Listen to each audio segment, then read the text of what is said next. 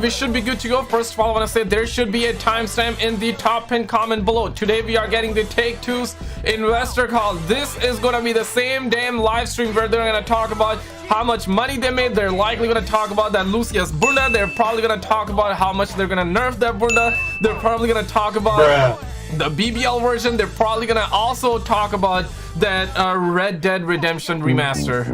You know, the game that came out yesterday, or they revealed it yesterday, I should say, right? We about to hear a lot of shiza today, guys. How we all doing? Like this video, subscribe if you're new. Tomorrow we are also getting Call of Duty, y'all. So I just woke up recently, right? And those suckers over at Activision, they're saying we're gonna be getting Call of Duty revealed tomorrow. Makarov edition, Lil Macaroni. They're probably gonna change his gender as well, let's be real. So it's happening at 10 in the morning. I might stream, I might just upload a video of it. What we think in chat? Anyone in the chat if you're excited for the next Call of Duty? Two, if not, let me know, because it's happening at 10 a.m. Eastern, and I usually go to bed around like 7 a.m. 8 a.m. my time.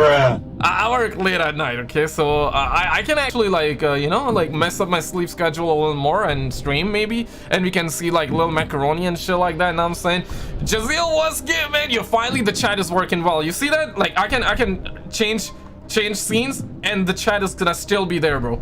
Like I like that because previously it was not the case. But Smudge, Will, Jazeel, gaming guy, what's up? Rewatch, Infinity, Smudge, Tyron, Jazeel, Celia, we got Slushy, yo, bum glad, what's good, man? 143, how you doing, man? Gaming guy, Will, Jazeel, how we all doing, man? Give me a 1 if you're doing good. I see a lot of you dropping 1s and 2s, so it's kind of like mixed. Some of you are excited, some of you are not. I see you, man. You do you, bro. But it's gonna be the same damn game. Like, let's be real, man. If you're down for the same damn game, then that's fine, man. Where's the info's coming from? Take-Two, my G. Today they're doing their investor call. We gonna be live streaming. It's happening like very soon. In their last stream, they did announce the release date. They said that it's gonna be coming out in fiscal year 2025, which is between April 2024 and March 2025. Oh shit! So GTA 6 coming between that time, unless they delay it. They have a track record, very good track record of delaying. Let me just be real. Smudge, 1 cause you live, SKizzle, 1 cause you live. Okay, I'll see you, Smudge. I got you, man. Come here, brother. Come here, man. But what are we thinking? Okay, do you think they're gonna reveal? No, they're not gonna reveal the trailer. So I'm gonna like take that possibility out of the realm immediately. But best case scenario, I think they're gonna give us like another date to look forward to. They might like just give us like a trailer date. That's like the best case scenario, right? Worst case scenario, they're just gonna talk about how they're gonna nerf the Lucius bunda. They're probably gonna talk about how they're gonna microtransaction-ify GTA 6, where we're gonna have like the basic bunda version, which means no bunda, right? And then they're gonna have like BBL version of Lucia, which is probably gonna be like 20-30 bucks extra, right? Like, let's be real, guys. These twats, suckers, like, like these twats. Red Dead Redemption original versus remaster. I want to check this out. You want to see the details? You want to see the details? You want to see the yo Capital E, what's good, man? They're going to reveal a port for GTA 4, bro. Yo, Red Dead. Yo, leaks were saying that we're gonna get a remaster. The leaks were true though in a way, because they announced it, but it's not a remaster. It's literally a port. Suckers are charging $50, bro. 50 USD. Yo, how much is 50 Canadian? Let me see. 50 USD. We're gonna Google this live, chat. We're gonna do this. $67. Are you out of your goddamn mind? 67. 1 sec. You guys don't. Wait, what? Okay, let me see. Goddamn, you guys don't see it. This is probably, yeah, this is 110%. Okay, 110% is probably the best. $67 plus taxes. That's like 80 instantly. Bruh, a game costs $100 there. Like a normal game that's like 70 USD costs like $100 plus taxes. So closer, it gets closer to like 110, 105, 110, somewhere around that. And this is easily gonna be $80. Just insane, man.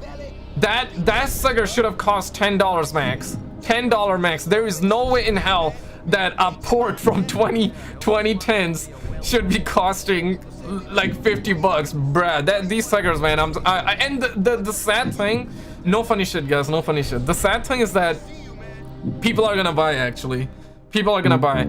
It's probably gonna be one of the best-selling game ever. Now, there could be two scenarios, Chad. Okay, we gotta have an emergency meeting immediately. There could be two scenarios, okay? One, GTA 6 is gonna turn out lazy, just like we've seen, like GTA Trilogy Defective Edition. Now we about to get Red Dead Redemption Defective Edition. So maybe Rockstar is also gonna be lazy with GTA 6.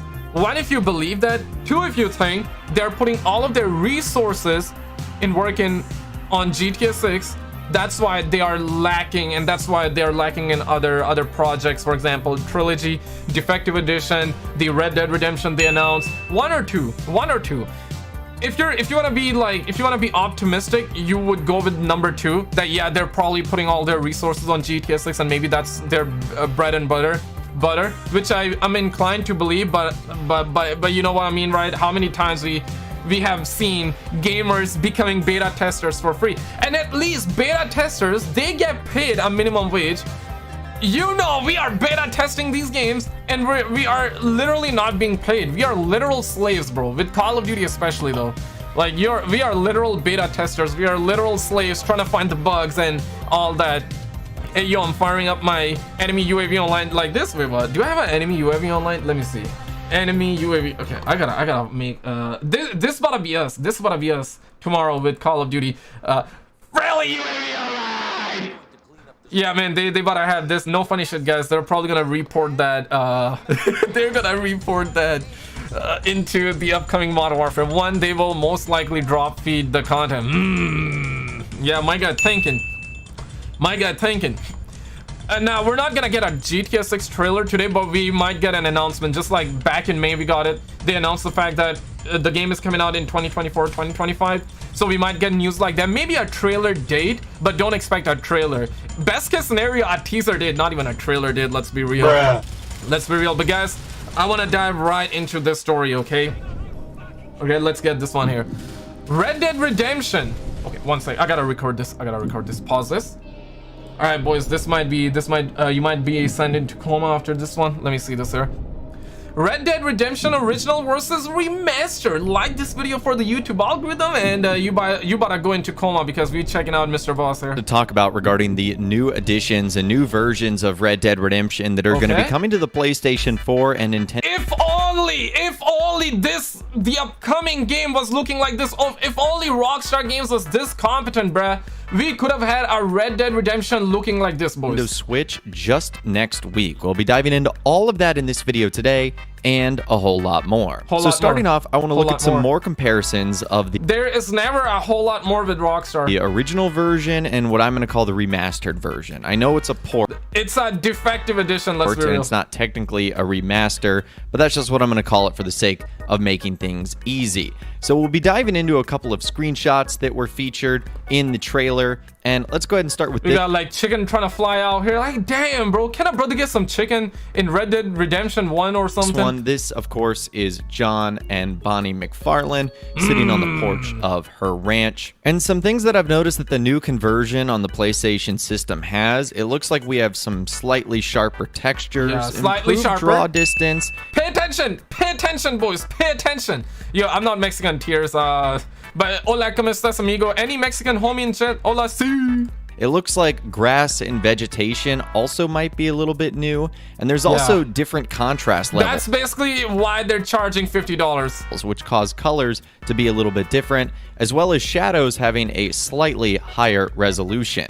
So that's what that's true though. Slushy is Mexican. Damn. Oh shit. Yo, Slushy, you gotta teach me some Mexicano. You know what I'm saying? You gotta teach me some Spanish. Oh my god. How do you say friendly UAV online in Spanish? Looks like on the new PlayStation system.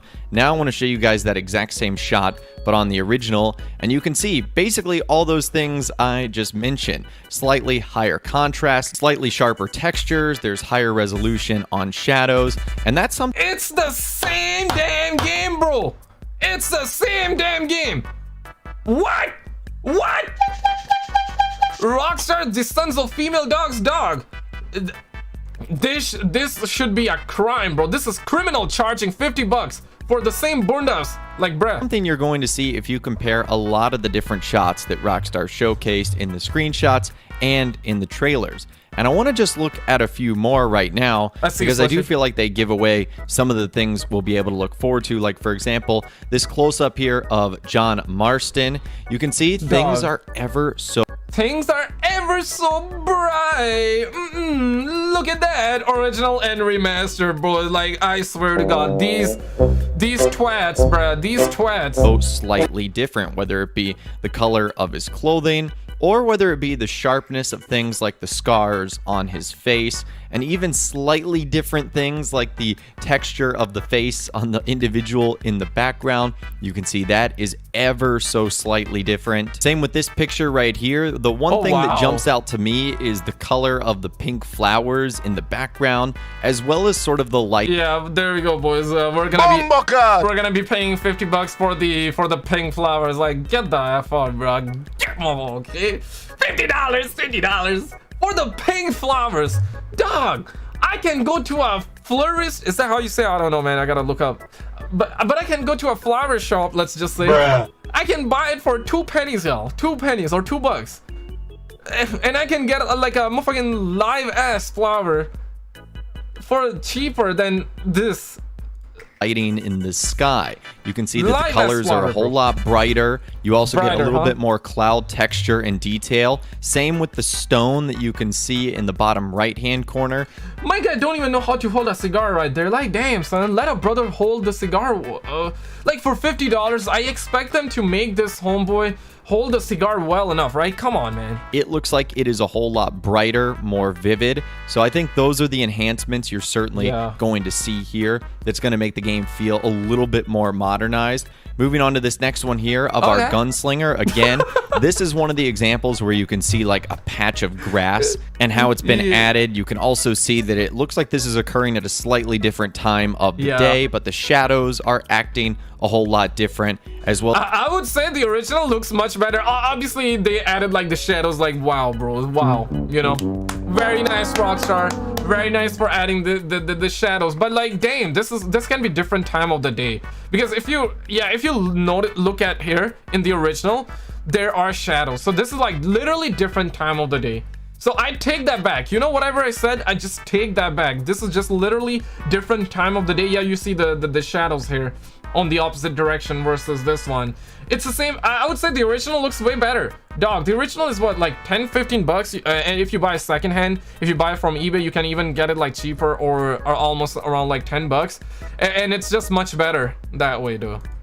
Well as the vegetation and the trees in the background, as well as, again, the stones that you can see on those various pillars. Yeah, they just look a little bit more updated and detailed. So those are some of the things, again, we need to look out for here. And yeah, boys, we need to look out for stones and shadows for $50. It's only $50, you peasants. Why can't you buy for $50? You know what I'm saying? Are you poor? Ha! You're poor? Man, this is absolutely insane that Rockstar is they're trying to suck our wallets dry, dog. Holy shit. And if you're someone that is like, bro, just pony up and buy this game for $50 and you're broke, bro, you are... What do you mean it's $3? No, it's not. I'm pretty sure somebody was probably gonna be selling for $3, bro. You're retarded if you are gonna poor shame somebody or this garbage, bro. The game is a masterpiece, don't get me wrong, but the port is garbage for $50. This is embarrassing. Modders have made so like, look at this, bro. This is made by modders. This is probably made by modders. Now, I'm too familiar with Mr. Boss, so he's probably using mods gameplay. I could be wrong. It might actually be the real Red Dead Redemption running at 4090 with RTX pumped up to max. Could be. It could be. But let's be real, man. At this point, I have a lot of trust issues. I'm probably... I would not be shocked if this is a mod, and I think it's a mod. Modders are doing a really good job versus whatever garbage we are getting with AAA gaming in a nutshell. Previous video, I think John Marston is going to see one of the biggest improvements, obviously because he's our main character, and I think that can be seen in this shot. Dog, okay, Mr. Boss, like, stop being an NPC, dog. Like, it's literally the same damn game, bro. The same original remaster. It's the same damn game. I would even argue the original is a lot more brighter. yeah, there might be some scientists who would be like, you know what, it's way better. Lightning is way better on remaster. Dog, to my Sony Pony console peasant eyes, the original is looking way better. Like $50, you want to pay $50 for extra like darker lighting? Damn, man. Right here, again, just the little things, slightly. Okay, guys, we gotta just a little, huh? Yo, stop acting like an NPC, Mr. Boss. We all know you're a millionaire, but like not everybody's a millionaire, okay? Guys, 1, if you think the original is better. 2, if you think remaster is better. 3, if you see no difference. Here's the original and remaster, bro. Yusuf Steve, how you doing, bro? How you doing, man? You love y'all for 100 likes. Thank you, my G. Love from India. ये कैसे हो भाईजान? ठीक ठाक? गांड फट गई? ये आप खरीदोगे? ये रॉकस्टार हमें ना मादरचोद के बच्चे चूतिया सब मिलके ना मैं पागल बना रहे हैं. ये मादरचोद के बच्चे चूतिया बना रहे हैं सब मिलके. The 4K Shiza, it's obviously a mod, but this remaster HD Shiza is basically a scam. You're better off getting a PS3 copy. And you know what? Any Xbox in my chat, bro? The reason these twats over at Rockstar Games not dropping this it's not even a remaster. Why am I saying a remaster? Everybody's calling it a remaster, but whatever. Okay, this port, the reason they're not dropping it on Xbox is because you can play the 360 version on Series X with remaster or backwards compatibility, and it's gonna upscale, enhance it 4K. Maybe it's not 60 FPS, but so is this $50 port that they're trying to sell right now. This is also not gonna be 60 FPS. Just insane, man. Absolutely insane. Sharper textures on his clothing, on his face, his hat, his hair. All those things we're going to look forward to, as well as on his weaponry as well, which can be seen here. Also, wow. So you can see that John Marston's holding the pistol. He's sort of aiming at kind of to the right of us. His gun looks like it's slightly more detailed. His face and the lighting in this room looks like it's a little bit better. Again, all those things are stuff we're going to be able to look forward to on the new PlayStation conversion. Chat, don't call the cops. Don't call the cops. It's like a Dollarama version. It's a Canadian version, okay? Like that's Canada, okay? That's Canada for you, bro. Yeah, man. Like no funny shit, guys. No of this shit. Title. So I just wanted to show you some examples there of the original versus the remastered. And if you're looking for more examples, I'll leave a link to it. We do not need any more examples, my guy. We do not need any more examples, okay? We do not need any more examples, okay? This is enough proof as is, dog. We've been known that. And the crazy thing here is that, guys, we heard about GTA 4 remaster, right? And we also heard about Red Dead Redemption remaster. We heard that this project was in the works and it got canned. Rumors were that because these rumors came out around the time GTA Trilogy Defective Edition happened, and then IGN was saying that they spoke with like Rockstar game devs, and they are the ones saying that they were working on GTA 4 remaster, Red Dead Redemption remaster. They canned those projects, and all of a sudden, just like almost a month ago, all of a sudden we heard that Korea rated this game, and we knew this sucker was about to drop, and now they confirmed it, and we're finding out that it's a port. I'm not sure what happened. Do you think that they saw people's complaint with GTA Trilogy Defective Edition, and they were like, okay, let's just cancel it, let's not even do anything, let's try something different? And trying something different means literally making 2010 game come out on PlayStation 4 for $50. I don't know, man. I'm a sucker for some of the older Rockstar games. I do want to see GTA 4 remaster happen, but looking at this, I don't know, man. I really don't know how they're gonna do it. And if you're just coming on, this is the original, this is the remaster, bro. Like literally no difference whatsoever. Crazy thing, man. Crazy thing. Part of me feels like that they were really working on a real remaster, like Trilogy Defective. At least, you know what, I gotta give credit to them at least, right? I know standards are falling, my standards are going down as well. We always get something worse and we assume that the last game is better. For example, when GTA Trilogy Defective Edition first dropped, we were all complaining about it, right? And now that this is coming out, we are all like, at least Trilogy Defective Edition was better than this, right? You know, it's crazy. This is like the Call of Duty syndrome, Call of Duty effect. Every year we get the same game, we hate on the current Call of Duty, but the next Call of Duty comes out, we start loving the last Call of Duty. I'm about to be 27, bro. What about you, man? My birthday is literally in a week from now, on the 15th, man.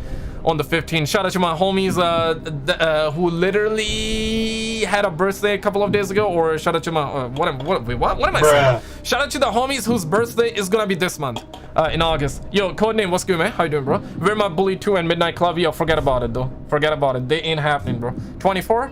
I see you, man. I would take GTA 4 all day too, but man, they're gonna do the same thing. Mentioned in my previous video, I think John Marston is going to see one of the biggest improvements, obviously because he's our main character, and I think that can be seen in this shot right here. Again, just okay, yo, Mr. Boss, Mr. Boss is the reason. I got no problem with anybody that's successful or anybody that's trying to make bread, bruh.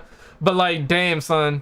Damn, you are definitely the reason why they're gonna be able to get away with this one. John Marston is having the biggest improvement. Guys, open your eyes, guys. Open your eyes. Are you able to see the biggest improvements here? Maybe I'm just a hater. Maybe, you know what, you're just a hater. Maybe I'm a hater. Maybe I'm a hater. The little things, slightly sharper textures on his clothing, on his face, his hat, his hair. All those things we're going to look forward to, as well as on his weaponry as well, which can be seen here also. So you can see that John Marston's holding the pistol. He's sort of aiming at kind of to the right of us. His gun looks like it's slightly more detailed. His face and the lighting in this room looks like it's a little bit better. Again, all those things are stuff. Mr. Boss is a bot. He's an NPC, man. Because of him, like, and no funny shit, guys.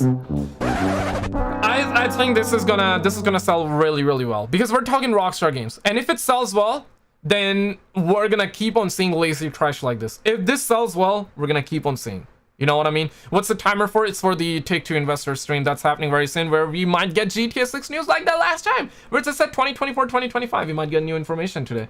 Hopefully, fingers crossed.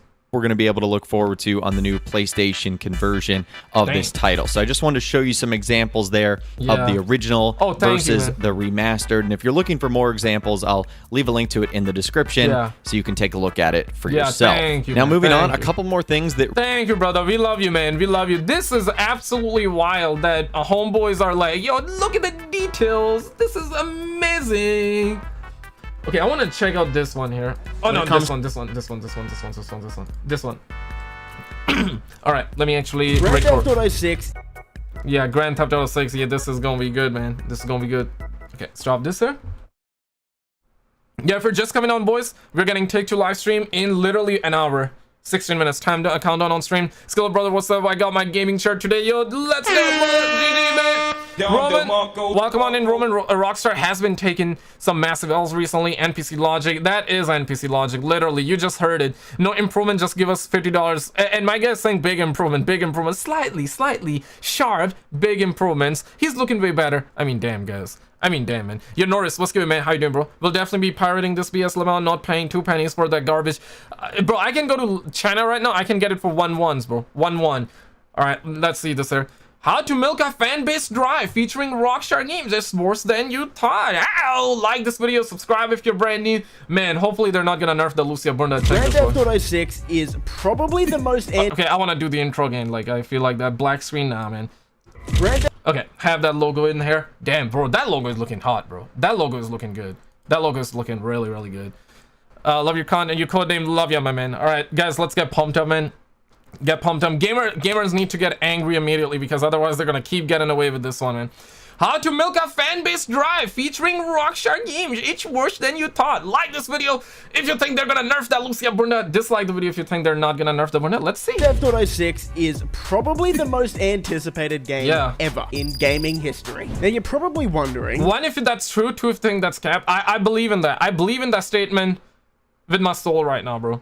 Either this game is gonna be a banger or it's gonna be the worst disappointment, bigger than Cyberpunk. What on earth am I talking about with the title of this video? If you don't know me, I've played over 3,000 hours of Grand Theft Auto Online, starting from the day it came out all the way up until now. If you're someone who hasn't played Grand Theft Auto Online in a while... I must have like 100 or 200 hours, you're 3,000 hours, that's crazy, bro. You gotta go out and touch some Australian grass, my G. Or hasn't played it much, then you are quickly going to learn that Rockstar Games is not the company that you once thought they were. We know! These suckers, these twats recently came out with Red Dead Redemption Report, charging people $50, making it sound like that it's gonna be like a Second coming of Jesus. Meanwhile, it's the same damn game from the 2010.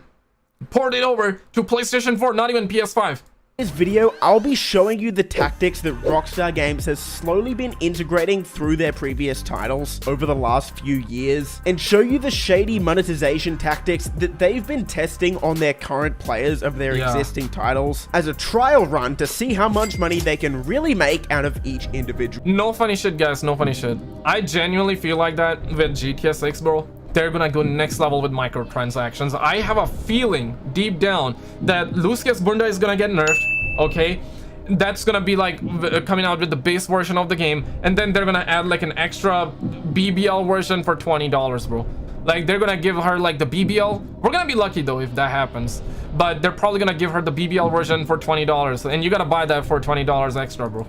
Player like these once Grand are... Theft Auto 6 releases. So sit back, relax as I take you through the history of Grand Theft Auto Online and show you the insane monetization tactics that will only get worse once the next title releases. When Grand Theft Auto Online launched, it seemed like GTA 5 honestly was very, and it still is a very good game minus the online. I like the online, but microtransactions kind of ruined everything. Like a fun, innocent game to play with friends. Little did we know we would be playing that exact same game 10 years later in 2023 with no GTA 6 in sight. So we have to ask the question. Yeah, that is absolutely insane. But man, listen, man, it's both a blessing and a curse, right? Because they release a game like GTA 5 that is killing it right now in sales, and people keep on playing it. I don't think there are other games on the likes of GTA 5 that's like 10 plus years old, okay, and people are still playing it like it came out yesterday. You know what I mean? A lot of people still play it. A lot of people still watch this game on YouTube, still watch this game on Twitch. This is a masterpiece. Don't get me wrong. I know people want to like flame GTA 5. I can do that as well, even though, and I want to get GTA 6, and most of the people that would flame this game is the main reason is because people want to get GTA 6, rightfully so, myself included, understandably. But let's be objective, right? Let's not take away from the game. The game is very, very good. It's I not long ago I played GTA 5 single player once again for I believe the third or fourth time, and the story is very, very good. I actually liked it. So nobody's saying that GTA 5 is bad. It's just that microtransactions have overtaken the online mode, and GTA 6 is not releasing. So people are sick and tired of waiting. That's where we at. Question: how has GTA Online lived this long? Today, we're going to look at how Grand Theft Auto Online makes so much money, and we'll look at the development of seemingly innocent microtransactions way back in 2013, and how GTA Online's microtransactions have evolved from something very innocent to one of the most predatory systems in— Bro, back in my days, I'm gonna sound like such a boomer, but back in my days, we used to talk about how a game evolved from its infancy stage, and now we are talking about how microtransactions are getting involved, bro. Talk about gaming, ladies and gentlemen. Ain't that the goddamn gaming world right now, bro? Man. In all of gaming. So let's start off by looking at where it all began. October 1st, 2013. At release, GTA Online was a very simple game. Prior to its release, it didn't even work day one. What you mean? I feel like he's gonna talk about it, but day one, it had a lot of problems. Found out that heists wouldn't be coming into the game at launch, which meant at release, we had a very bare bones game with only a few ways to make money. The best being cash trucks that would drive around the map, contact missions, robbing stores, and racing. Now, even though we couldn't make that much money, it didn't matter too much, because the most expensive property in the game was only $400,000. Damn! And the fastest car in the game— 400,000? Oh my god, I'm shaking. I'm shaking. Buying right now. I think now it's not even 400k. You would be lucky to find a property for 400k. Hey man, no funny shit. There's probably gonna be some that you can get it for 400k.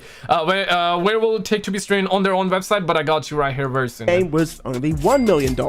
On top of that, microtransactions weren't that big of an issue, because way back in 2013, the gaming landscape was a lot different, and not many people actually paid for microtransactions yet. It should also be mentioned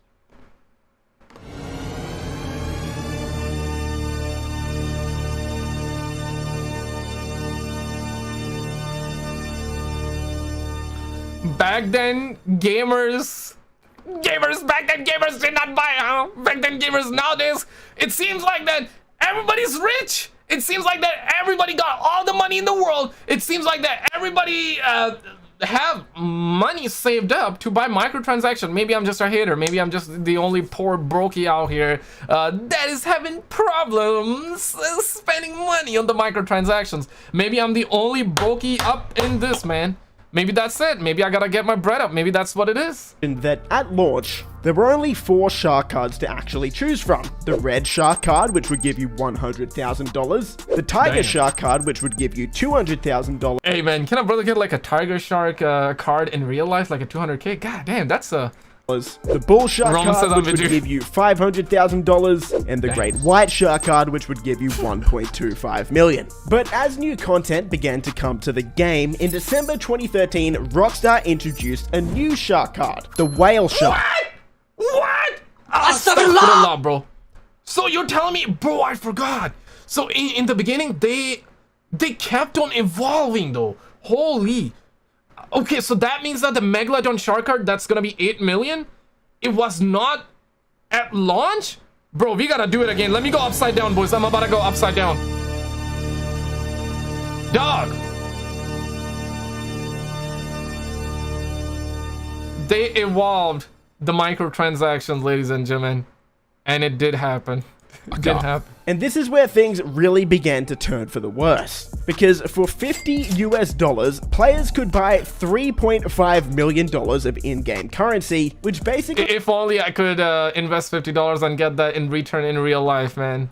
You know what I'm saying? Like this video if you feel that with your soul right now, with your soul. Spider Harry, what's good, man? How you doing, bro? First degree, how you doing, bro? Shark cards are goats, bruh.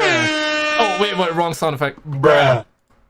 Instantly gave them access to buy all of the best things in the game. You could now own the best vehicle and the best property, all for $50 USD. Yeah. Moving only a few months huh? ahead to March 2014, Rockstar introduced yet another shark card called the Megalodon shark card, where you can... Oh my god, bro. Are you... Astaghfirullah, bro. Astaghfirullah. Bro, that's racist right there. I know I'm brown, but I'm about to be a victim right now. I'm about to pull this card right now, bro.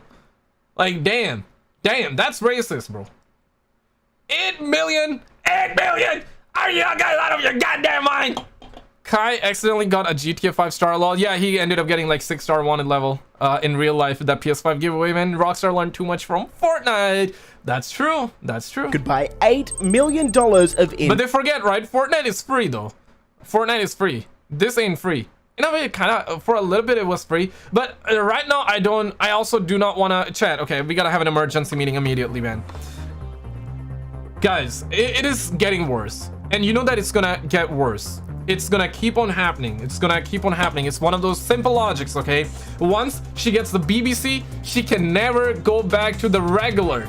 All right, that's what it comes down to, okay? Once you start gaming at 60 FPS, you cannot play on 30 FPS. It's gonna make you feel like you're retarded, because that's how I feel whenever I play a 30 FPS game, because I played so much of 60 FPS game, and this is why I don't want to game on a 4K monitor. I only game on 1080p monitor, because I know once I get to play on 4K, then I cannot go back on 1080p. I would be spoiled. Just like how a chick can get a BBC, she can never go back to the normal. Simple logic. Bruh. Now here's the thing. If people keeps on buying microtransactions, they're gonna keep dropping more and more. This is how it works, and they are very successful with it. Clearly, they are selling it. I'm not sure, are these the oil prints? Are these like the rich George, the rich Joshes out there that are buying? No pun intended, no offense to any Josh that's listening to this that's not rich right now. But like, let's be real. I blame the Joshes of the world that are rich, that are buying this. I blame the Georges, the Joshes, the oil prince, the Saudi Arabian oil prince. Man, the little Jimmies. I mean, little Jimmies, they probably don't have the money. So little Jimmies are fine, I think. in-game currency, instantly making you one of the richest players in any lobby. Fast forward to And the McMahons. November 2014, and we saw Rockstar's first attempt at what I call double dipping. This was when Grand Theft Auto 5 and Grand Theft Auto Online came to, at that time, the next-gen consoles, PlayStation 4 and Xbox One. And no, If only we knew it would be remastered again after this one. even if you owned that version of the game on PS3 or Xbox 360, you weren't able to get it for free on the next-gen consoles. You had to pay full price once more. At this time, this upset a lot of players, because while we did get some cool new features like first-person mode, a better frame rates, and better... Honestly though, credit to Rockstar for at least dropping first-person mode with GTA 5 on PS4 and Xbox One at the time when they first remastered. And I mean, it was at least they tried. Okay, it was kind of justified, the game going from PS3 to PS4. Graphically speaking, it was very good. They added new features, more features, the wildlife. I remember that, right? Yeah, I feel like that was honestly justified though. Graphics, the long-awaited heists still weren't in the game yet over a year after release. So really, there was still no great ways to make money even a year after the game came out. Fast forward to March 10, 2015, and finally, the Grand Theft Auto Online heists up. Lena took a double dip, bruh. She ended up getting the BBC. She ain't coming back. Once you get the BBC, bruh, you never could go back to the regular BBC or regular BWC or LWC or BLC or what's it? BBC, LBC, you know what I'm saying? You cannot go back to LBC there. Yo, Theodor coming with 10. What's up, man? Yeah, here the T2 Killzone T's, Killzone Reboot. No, I did not hear. Is it? Date came to GTA Let me Online, search. giving us 5 new heists, giving players a pretty good way to make money. Following Rockstar giving us the best way to make money in all of GTA Online at the time, what do you think came out in the next few updates? I'll answer that for you. Vehicles wildly more expensive than any other vehicles in the game. Just a few short months after the heists came out, on June 10th, 2015, we got the ill-gotten...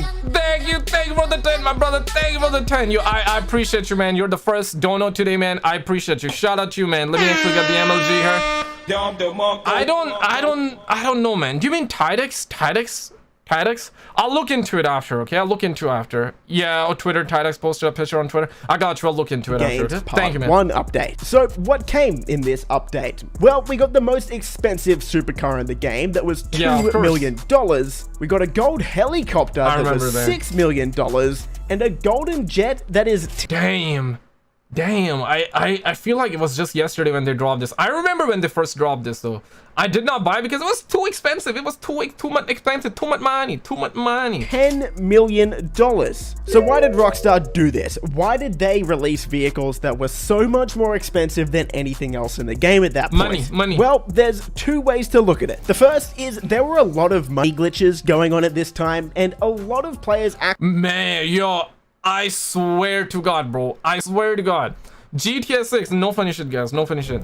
GTA 6, I cannot wait for GTA 6 money glitches, man. I cannot wait. And I'm gonna say it, okay? I'm on YouTube, so I gotta be careful. Allegedly, I hope that everybody does money glitches, bro. I hope, like, YouTubers start making money glitches videos. Allegedly, I don't want it. I don't want it, okay? I don't want it. Literally, bro, like... I swear to God, if you have the option, get the money glitches, bro. Do the money glitches, man. Do the money glitches, because GTA 6, it's gonna be really, really expensive. You're not a bad person if you do money glitches, man. Like, this is really getting out of hands. 10 million. And you know, you gotta pay $100 to get the Megalodon shark card. That's gonna be giving you 8 million. So these twats know that they know what they're doing. They don't want you to just buy it for $100 and get 8 million. They want you to get that 8 million for $100, then some more. Like Gren Glish, what's good, man? How you doing, man? Actually had hundreds of millions of dollars in their bank account. You can even see that this might have been the reason Rockstar did this in the name of the update. In the name of the update, huh? Gains. Money that was earned through illegitimate methods. But yeah, they pulled a heist on their fan base, bro. Yo, walaikum salam, Hamdan, Bhaijan, kaise ho, Bhaijan? At the same time, anyone who drove around in the new supercar, the Osiris, or anyone flying around in the Swift Deluxe or the Luxor Deluxe Golden aircrafts were then seen as some of the coolest players in all of GTA Online. That then meant that and if you did not buy microtransactions, you were looked up as a peasant, bro. Players who didn't do the money glitches were then left with two options. Grind out these heists over and over and over again, keeping in mind that on hard mode, the highest paying heist at the time paid $1.25 million, split between 4 people. That means even if you took half of that pay and you earned $625,000, assuming for most even good players this heist would take around 2 hours at that time, some players it would take a lot more than that. Assuming the player was somewhat proficient and earned $625,000 every 2 hours. He means to say if you were not retarded, essentially. That's what basically that's what it comes down to. If you're not proficient, you're retarded. That's what he's trying to say, man. TGG is calling a lot of us retarded right now. Damn, son. Hours, that would still take them 60. That's how Twitter is. That's how Twitter is. Always playing the victim mindset. You know what I'm saying? That's what Twitter is. Yeah. Did you call me retarded? Huh? Nah, bro, I just said that if proficient players, I'm talking about the proficient players. Nah, you call me retarded. That's Twitter. That's Twitter. That's Twitter. In Pacific Standard heists, or 32 hours at best to buy this vehicle. So that's one way to look at it, because of the illegitimate money glitches. But the other way to look at it is this is a pretty easy way to increase shark card sales. Make the coolest new vehicles in the game wildly expensive so that players either need to commit to a 30+ hour grind to buy one, or the other option is whip out a credit card and buy a shark card to significantly and empty out your parents' bank account. Let's be real, man. It's gonna be, imagine, right? I cannot see this be a reality. Surely there are exceptions to the rule, but imagine this, right? You're 30 years old, you're married, you got 3 kids, right? You're working a job and you're a brilliant guy or brilliant gal. You're excelling at your work. You're doing very, very well. You're doing decent financially. You're making like 50 or not 50, that's like, yeah. You're making like, let's say average like 70K a year, right? You're doing very good in life. I mean, I don't see people like that buying hundreds and busting out their credit card and buying hundreds and hundreds of microtransactions, hundreds and $100 of microtransactions, right? I don't see that happening. Maybe once or twice, but not all the time. So who are the people? Who are these people buying it? Has to be the rich kids, has to be the rich suckers out there, and has to be the oil prince. Let's be real. It cannot be people with families out there. Maybe, yeah, you have a kid that is pleading and that's telling you, mommy, I wanna buy, daddy, I wanna buy a microtransaction. And then after that, maybe you're gonna give up and you're gonna let your child have it. Maybe once, twice, but after that, dog, you're not gonna. So it has to be the rich kids, right? And that's their market right now. That's their market, because the majority, I would say, like, a lot of gamers don't buy microtransactions. Maybe once or twice, you know, once in a blue moon here and there. Their market, their audience is definitely kids and also rich people that can afford to get it 24/7, and that's how they make a lot of the money. It's one of those things, right? They are not gonna sell a microtransaction for $2, because imagine this, right? If they sell a microtransaction for $2, and if 10 people buy, they're gonna make a profit of $20. Okay, pay attention, stud profits, pay attention. 10 people, if they buy a $2 microtransaction, that's when they make $20. But they can sell the same microtransaction for $20, and they only need one person to buy, right? So if they are able to get 2 people to buy a $20 microtransaction, they're gonna make $40. So all of a sudden, they don't need 10 people buying, they just need 2 people buying to double their profits. This is why Call of Duty is going in the route of, hey, $30 black sell, $20 skins on, I mean, days of the past right now. These are the older days. Now we're talking $30. You know, 5 years from now, games are easily gonna be $80. And microtransactions are gonna be even more expensive. Visky, you're just in time, man. We're getting a stream very soon, man. Very soon. Significantly reduce the time. Just 1 month later, in the Ill-Gotten Gains Part 2 update, Rockstar yet again once in a blue moon adds up to hundreds over the years for these suckers. Absolutely, 100%. 100%. Introduced another more expensive supercar, the T20, which was priced at $2.2 million. Fast forward to December, where we got one of the most outrageously priced DLCs, even more expensive than a lot of the DLCs we get today, executives and other criminals. Dang. This update introduced a handful of land vehicles as well as helicopters, combined totaling well over $15 million in price. But the most... Oh my god. Bro. 15 million. Bro, I can go to China right now. I can get all of these DLCs for 2 wands, bro. 2 wands, 2 pennies. Outrageous of all of these is still one of the most expensive vehicles in the game today, the super yachts. The Aquarius super yacht is the most expensive yacht that starts at $8 million. Fully upgraded with cosmetics, this will total $10 million. Again, keep in mind that even if you were insanely efficient at this stage in Grand Theft Auto Online with the activities available, at best, you are probably making $300,000 an hour. And again, I want to stress that that is at best. Most players probably didn't we also have the submarine? I know one of my IRL homie, he bought the submarine because I believe without a submarine, you cannot start like a certain heist, right? Is that true? I have not played it in the longest amount of time. Yeah, they're supposed to have this thing we have to scan our faces so little kids cannot play the game. That is true. Oh shit. That is true, but I don't think it's gonna go mainstream just yet. I made a video on it. I covered that news not long ago either. And yeah, they are they're trying to make a new law where they're gonna scan your face and they're gonna that's when they're gonna try and see if you're 18 plus or not. And if you're not 18 plus, then you cannot play these games. To a certain degree, it's a good thing that they're gonna limit people from playing some of these games because they are gambling heavy right now. You know, back in the days it was kind of understandable, but also it's kind of suspect as to why they want people pictures. Like, damn, they're after our privacy. Like, privacy don't even exist, right? Everything is public knowledge at this point. So they're gonna train the AI based off of your facial expressions and all of that. Let's be real, man. If they see your face looking like this, I don't think you guys understand. If they see your face looking like this, they're gonna automatically assume if you're a brokey, if you're a rich guy or not. And if you're a rich guy, even if you're not at the age of 18, they're gonna let your ass play that game because they know they can profit off of your dumbass. They know if you're a rich mofo, they know you're gonna be buying microtransaction. In return, they're gonna make money. So the rules do not apply to the rich. It only applies to the average householders. It only applies to the brokies. It only applies to the toxic gamers. I mean, they want to label us as toxic gamers. We're not. Yo, Galaxy, long time. What's up, man? Yo, what's gonna happen? Take-Two investor stream, bro. How you doing, bro? Long time, man. I appreciate you coming on, man. Hit the bell, boys. Hit the bell because I'm gonna try and live stream a lot more in the future.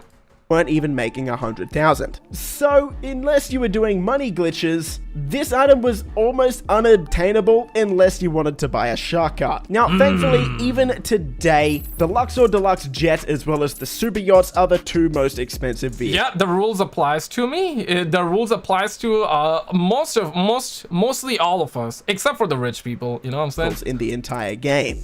However, even though there aren't as many extremely expensive vehicles in the game today, we saw this exact same price creep continue with all of the other vehicles. What?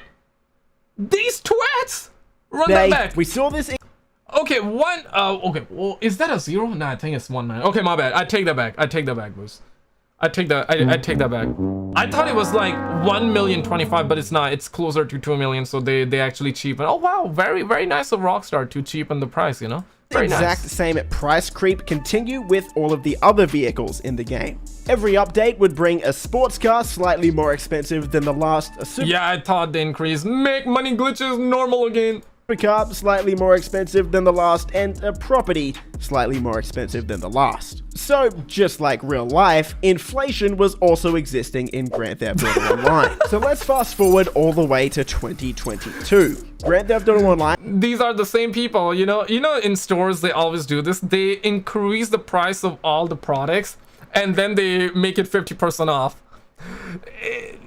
Like the original cost is already $100. They will increase it to 200 or 199. 199. Pay attention, stud muffins. Pay attention. They will make it 199 and they will make it 50% off, and then you can buy it for 99. It's the same price.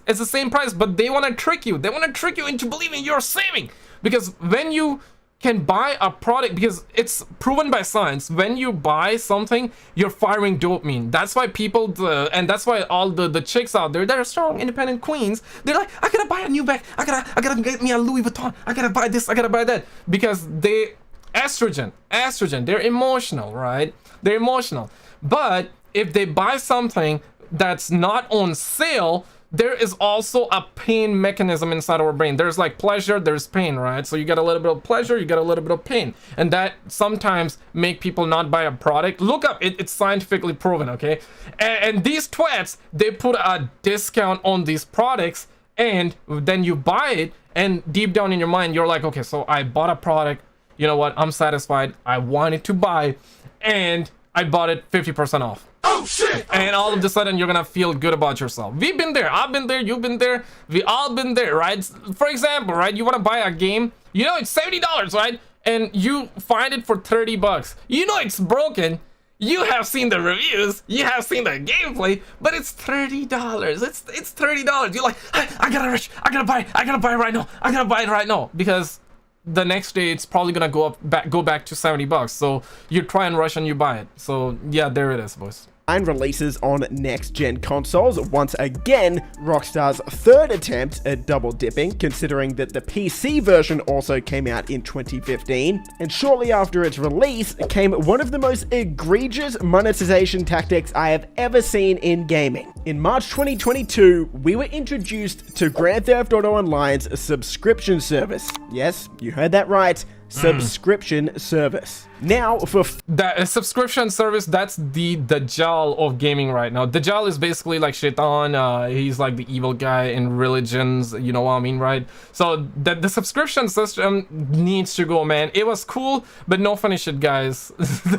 Everything is subscription nowadays, man. Everything is subscription nowadays, bro. $5.99 a month, you would get access to GTA Plus. This subscription service would give you access to exclusive benefits. The Dajjal of gaming. In-game. Things like free money every single month, a free vehicle each month, as well as GTA Plus exclusive. It's not free! You suckers are paying $5.99. See what I was saying? They are trying to make you feel good. It's $5.99, but once you buy for $5.99, we're gonna give it to you for free. Free. This is what I'm trying to say, guys. They are trying to hack your mind. They're trying to hack your brain. They're making you buy stuff so you fire dopamine, but they're also making sure they communicate this in a way where you are not, your pain receptors are not amplified by the purchase, right? Because you're spending your real hard-earned money, right? So you're gonna definitely feel a certain way, oh man, I wasted that much money. But they're like, nah man, we are gonna give it to you for free, just $5.99. We're giving it to you for free, and all of a sudden you start feeling good about yourself, that you as though you climbed a Mount Everest or something. You start feeling that high. I mean, bruh, come back to planet Earth, bro. Come back to ground level. Clothing items like the golden AirPods. But that might not even be the worst part. GTA Plus subscriber, you now have the honor of being awarded 15% more money when you buy a shark card. So now you can pay $5.99 a month to get more money when you spend more money on shark cards. So there we go. Let's reiterate. Now, in 2023, Grand Theft Auto Online is not a free game. You need to pay $20 just to have access to the game. The announcement of GTA Plus completely outraged the entire community, because at this point, we were 9 years into the game's life cycle, with no announcement of a sequel, an entire community already pretty frustrated with Rockstar Games for having to buy this game for a third time on a third set of console, for having to buy. Never have I thought that I'll be seeing a monkey flying a flying a bike in GTA, bro. Already pretty frustrated of consoles, and now being asked to pay a monthly fee just to get bonuses in the game. Yeah, this is most certainly not the Rockstar Games that we all came to love throughout. Love y'all for 218 likes. Thank you. Gang. Yeah, love y'all for that, man. Yo, I don't want to start like the NPC trend. Yeah, you guys are you guys aware of the NPC live streams on TikTok?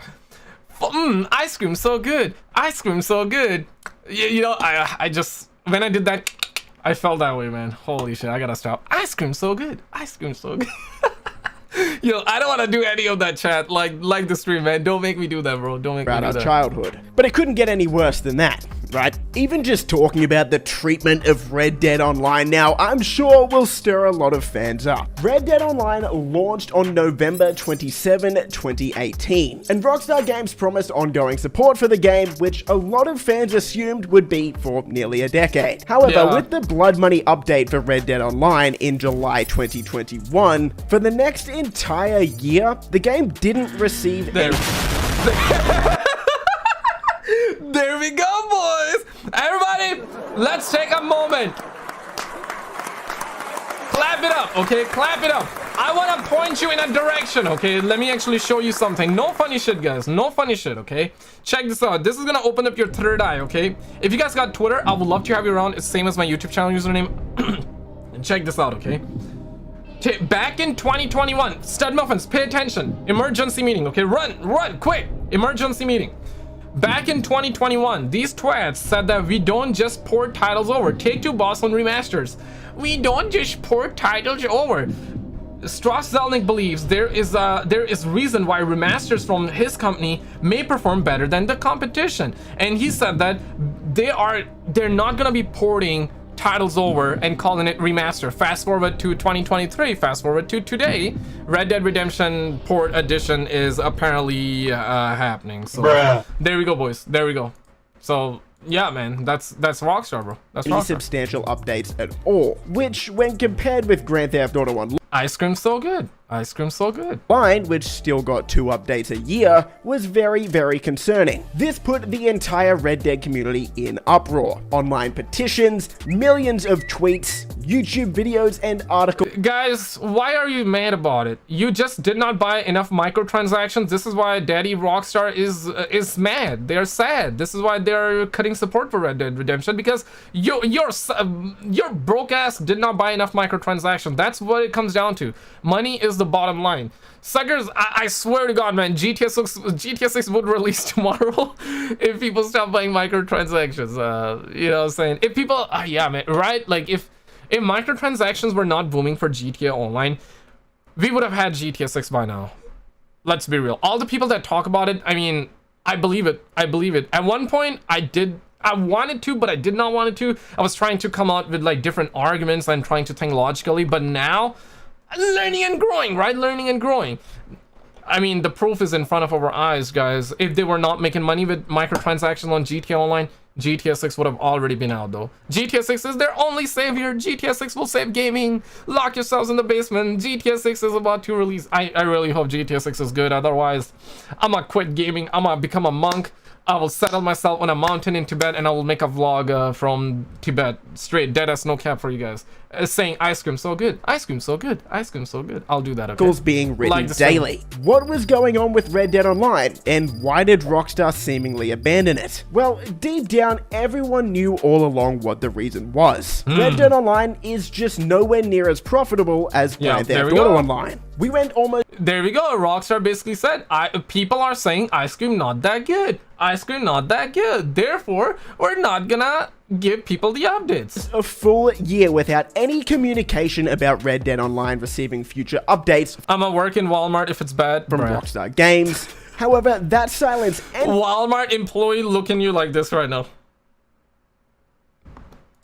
On July 2022, where they only gave us a few paragraphs at the end of a Grand Theft Auto article to update the community. Here's what Rockstar said. Over the past few years, we've been steadily moving more development resources towards the next entry in the Grand Theft Auto series.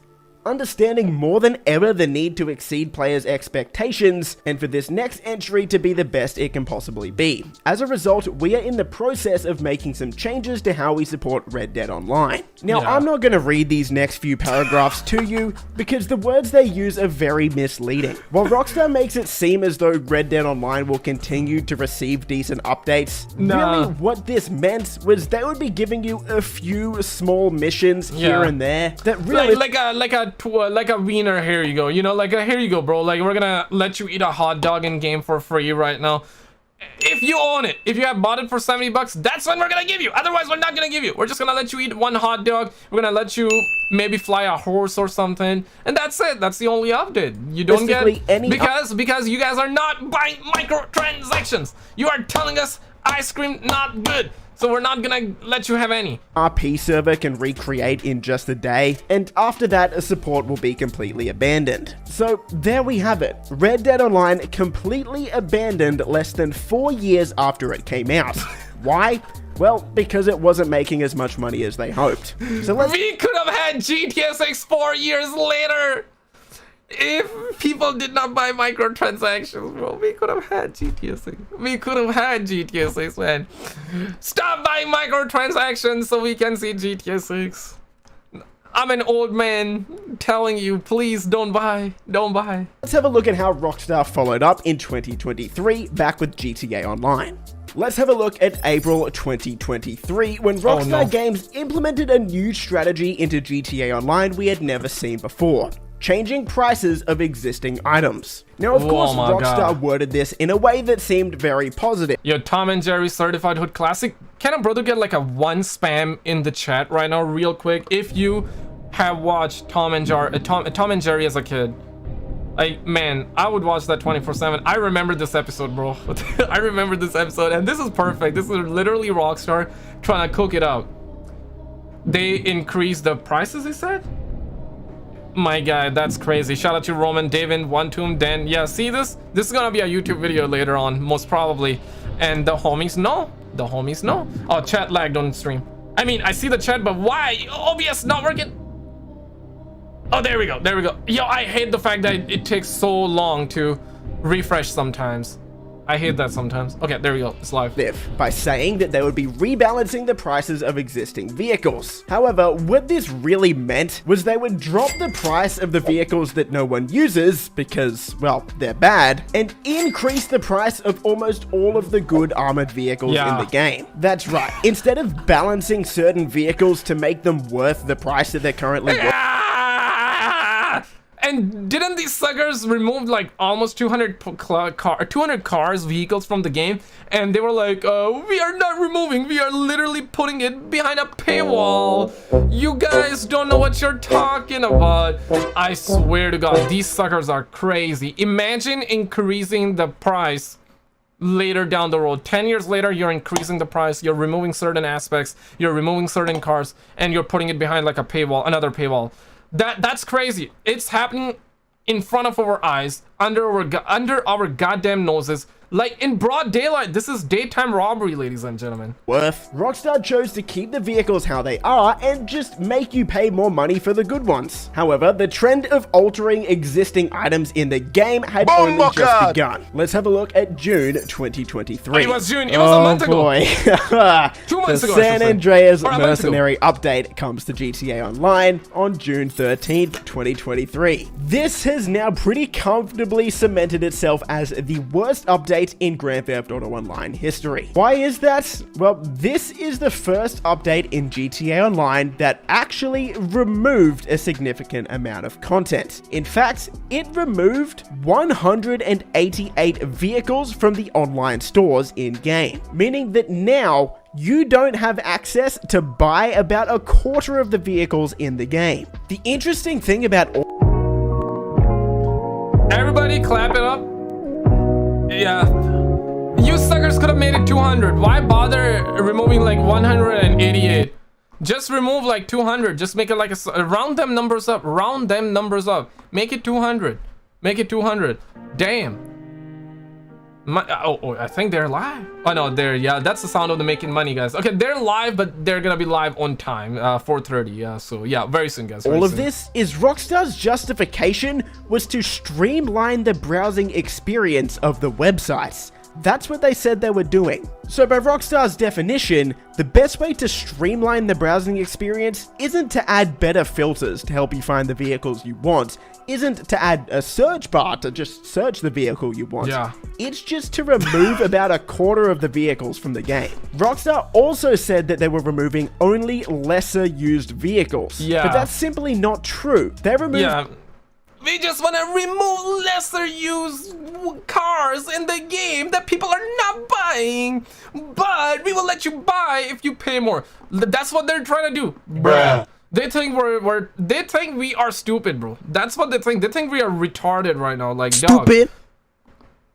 Some of the fastest vehicles in certain classes for racing. They think we're retarded. Iconic Grand Theft Auto Online vehicles like the Infernus, the Vaca, the Fagio. They even removed 2 of the vehicles that are on the cover art for the game.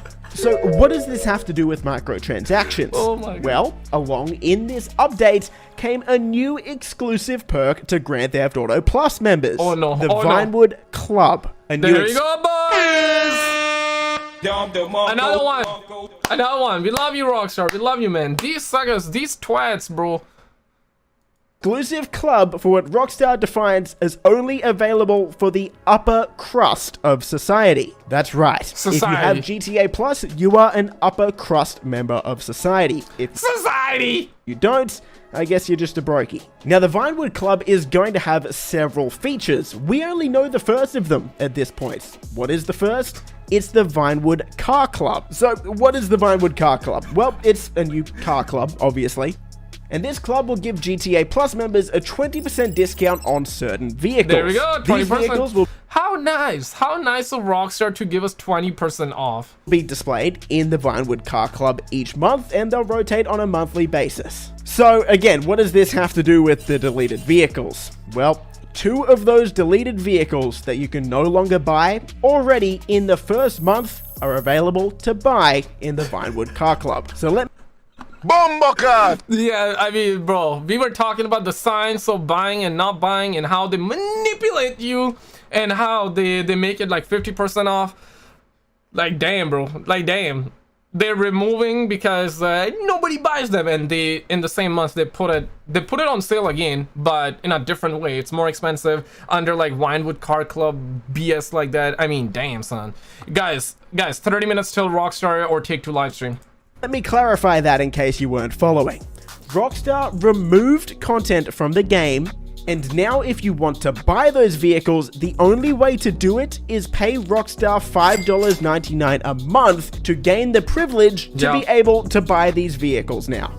So now, not only is GTA Online pay to play, because the game isn't free, it's also paid. But if you already own those cars, do they remove it? Probably not, right? It's for the newcomers, I think. But still, man, like, this is egregious. Like, holy shit. Holy shit.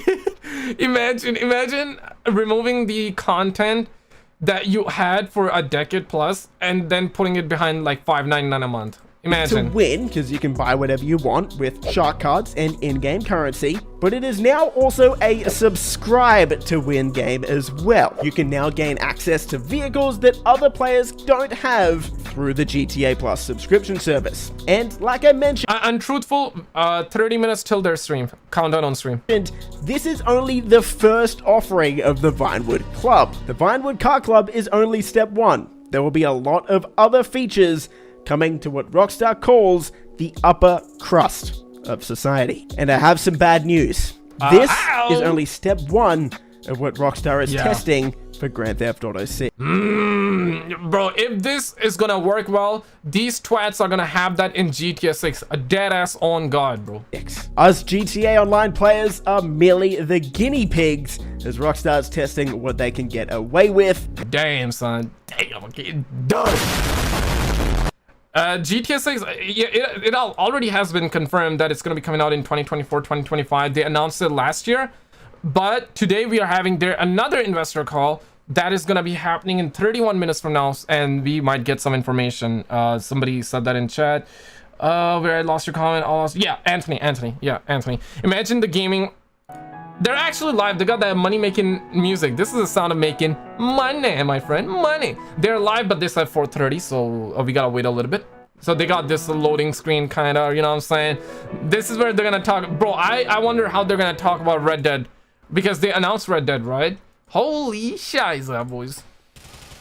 Yeah, that's the good old GTA 4. Okay, let's check this out, man. I wanna see... We saw this one here. Do you have another... One sec.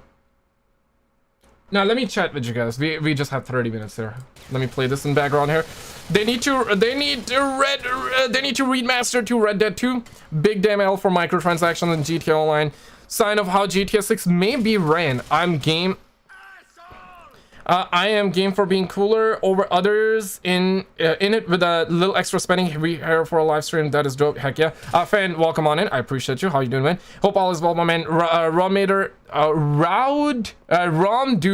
my bad, bro. How you doing, bro? Well, yeah, all is good, man. How you doing, bro? Kimmy, what's up, Kimmy? Long time, Kimmy. How you doing, man? SKizzle, thanks for all your news about GTA 6. I got you, stud enough, and let's hope we get that game next year, man, or 2025 at the very least. Because, bruh, like, waiting for this damn game to release, I wonder how they're gonna treat microtransactions day one, right? Are they gonna go full throttle like GTA 5? GTA 5, they even got like subscriptions, so I'm assuming they're gonna start GTA 6 with subscriptions right in the beginning. We need a Midnight Club remastered. Okay, chat, here we go, man. Start offense. Emergency meeting. Run. Emergency meeting. If you could pick one game to be remastered, which one would you pick? Or one sequel? Because remaster in this day and age, I don't know, man. You know, the Red Dead remaster, you know what they did with it, right? Like, they announced that it's the same damn port, bro. $50.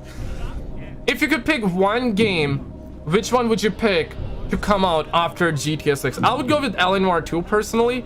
Then I can maybe, yeah, then Midnight Club, then Red Dead Redemption 3, and towards the end, Bully 2. And let's be real, like, if you're a fan of Bully 2, it ain't happening, guys. Trust me, it ain't happening. At least anytime soon. Maybe later down the road, they might change their mind. But I do feel like that because of Red Dead Redemption 2, the Red Dead Redemption 2, masterpiece, and it sold very well. It did very well, sales-wise as well, but they did not make the money. Oh, Nico about to do Easter eggs, okay. He about to do the haram, bro. Yeah, Haris, walaikum assalam, bro. How you doing, man? How you doing, bro? I think Rockstar is also gonna be a little bit cautious releasing another Red Dead Redemption. They're probably gonna release a third part, but they're likely not gonna do anytime soon because they know that, yeah, microtransaction sales are not gonna be that good for online. And if you think I'm like exaggerating and I'm looking too deep into it, guys, it's a publicly traded company. Their stock is on the line. They need to make money. They're obligated by law to make money, and we're not against them making money, but there are ways, and there are ways to make money, and there are other ways not to make money. So they are really going microtransactions heavy, and Red Dead Redemption Online simply just did not make the money. They simply they're probably not gonna drop another Red Dead Redemption game that early, that fast. They're probably, if I have to take a guess, I think the next game after GTA 6 is probably gonna be something completely new, something that's microtransactions friendly, because Red Dead Redemption 3, different audience, right? Boomer audience, an audience that has some intelligence left. GTA has everybody playing, right? GTA has intelligent people playing. It got all of us playing. It also got people playing. It also got people that love buying microtransactions. It got everybody playing. GTA, literally everybody plays, right? But Red Dead Redemption, only the most intelligent people play. And I only had 1 hour in Red Dead Redemption. Bruh. So I'm not saying I'm the most intelligent, because I clearly did not play the entire game, you know what I'm saying? So Red Dead Redemption audience is very intelligent. They understand they should not be buying microtransactions that much because it doesn't matter in the real world. They're not gonna get any value out of it, so they don't buy. In return, Rockstar, what they do, they end the support. They just end the support right then and there. Thank you for the 10, man. Remade Killzone. Also check Titus' tweet. Okay, now we can check it. I got you, brother. I was gonna check after stream, but now that we're not checking any video, we can check it. Yo, Killzone, would you guys wanna see? And tomorrow we're getting Call of Duty reveal. Let's see, Titus. Is that the Titus you're talking about, right? You said Killzone, Baldur's Gate 3. I should be having a Baldur's Gate 3 video coming out in an hour. While we are live, apparently. I don't know, man. I don't see the tweet. Okay, I'm gonna search on Twitter. I won't be surprised if Killzone comes out, if they revive Killzone. I will not be surprised, because they lost Call of Duty, right, to Xbox, so they about to revive everything, bro. I'm gonna search on on Twitter. One sec. I don't know. And it's Killzone Shadowfall. No, I don't see it, bro. I don't see it. I don't see it.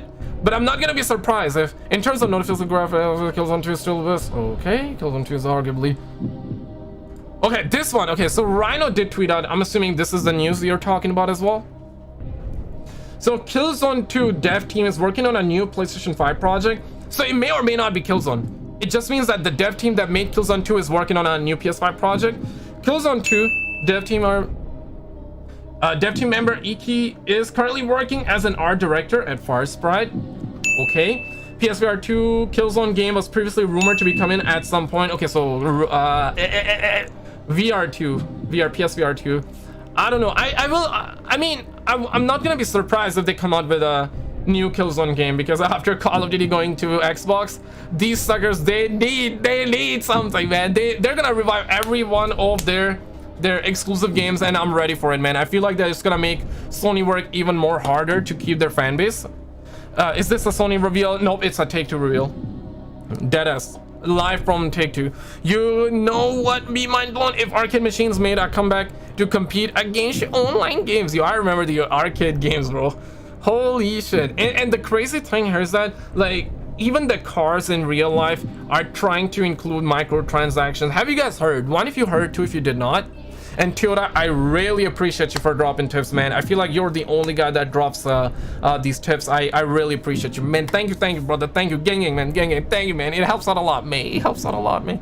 What the X has Elon done, man? I don't even know, man. Why he changed the name and whatnot. It's still twitter.com, but then changed the name. But how many of you know about it? If you did not, pay attention. So even the cars in real life are getting microtransactions, where if you want to get like heated seats, I heard this from a friend, and I believe like a year or 2+ years ago it was making massive headlines. Maybe they reverted back because there was a lot of backlash. That I remember seeing it on Twitter. Those suckers had microtransactions. Pay extra so you can get heated seats in your car that you paid fully for. I mean, damn. Bruh. Like, damn, man. Even in real life, cars are gonna have microtransactions. Tips are real world. Exactly, bro. Crazy. Exactly, man. Somebody give this man a Benji, bro. Tips are a real microtransaction. I agree. Whenever you go in, bro, nowadays you go to Pizza. It's one thing. Okay, if they deliver to your home, then it's optional, right? It's not must. You're paying for it's not a must. You're paying shipping charges, right? Right. And they get mad whenever you don't pay tip. They make one of those faces, right? Like, I mean, damn, it's optional, bro. It's completely optional. If a person is willing and if he or she can afford, then they would tip. But nowadays it's getting to the point where, bro, you would go to like a normal store, right? And you buy something and they're like, give me 5%, give me 10%, give me 20%. The first thing that comes up is 20%. I swear to God, man. I swear to God. You buy something for $10 and you go ahead and when you're about to put your credit card on the sucker, it would ask you $20. Do you want to pay tip? Do you want to pay tip? PS20. And you have to scroll like It's like this, right? You're on the toggle. You're like You're going at the number 5 at the end. No tip. You're going at the no tip. You have to press buttons, bro.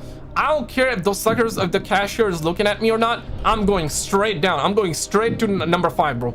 I'm going straight to hell, clicking no tip and buying my groceries. Deadass, bro.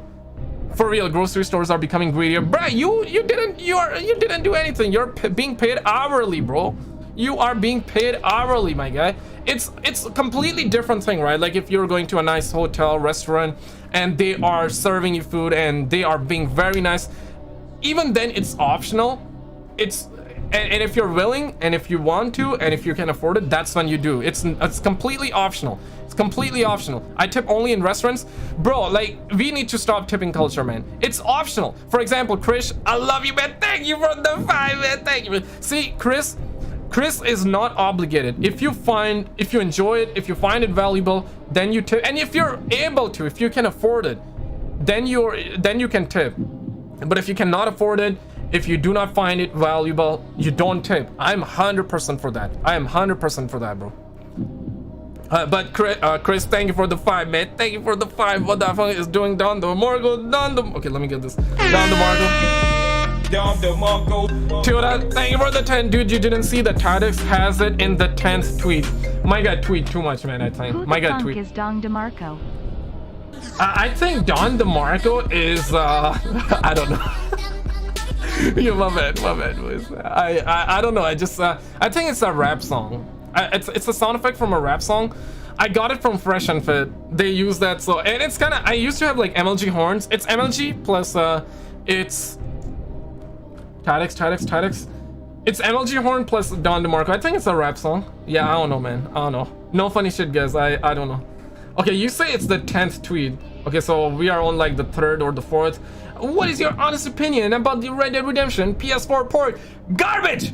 It should be $10 max. $10 max. Chris, thank you for the 5. Tilda, thank you for the 10. My guy trying to claim that place under the chat right there. He saw that Chris tipping 5. He's like, nah, son.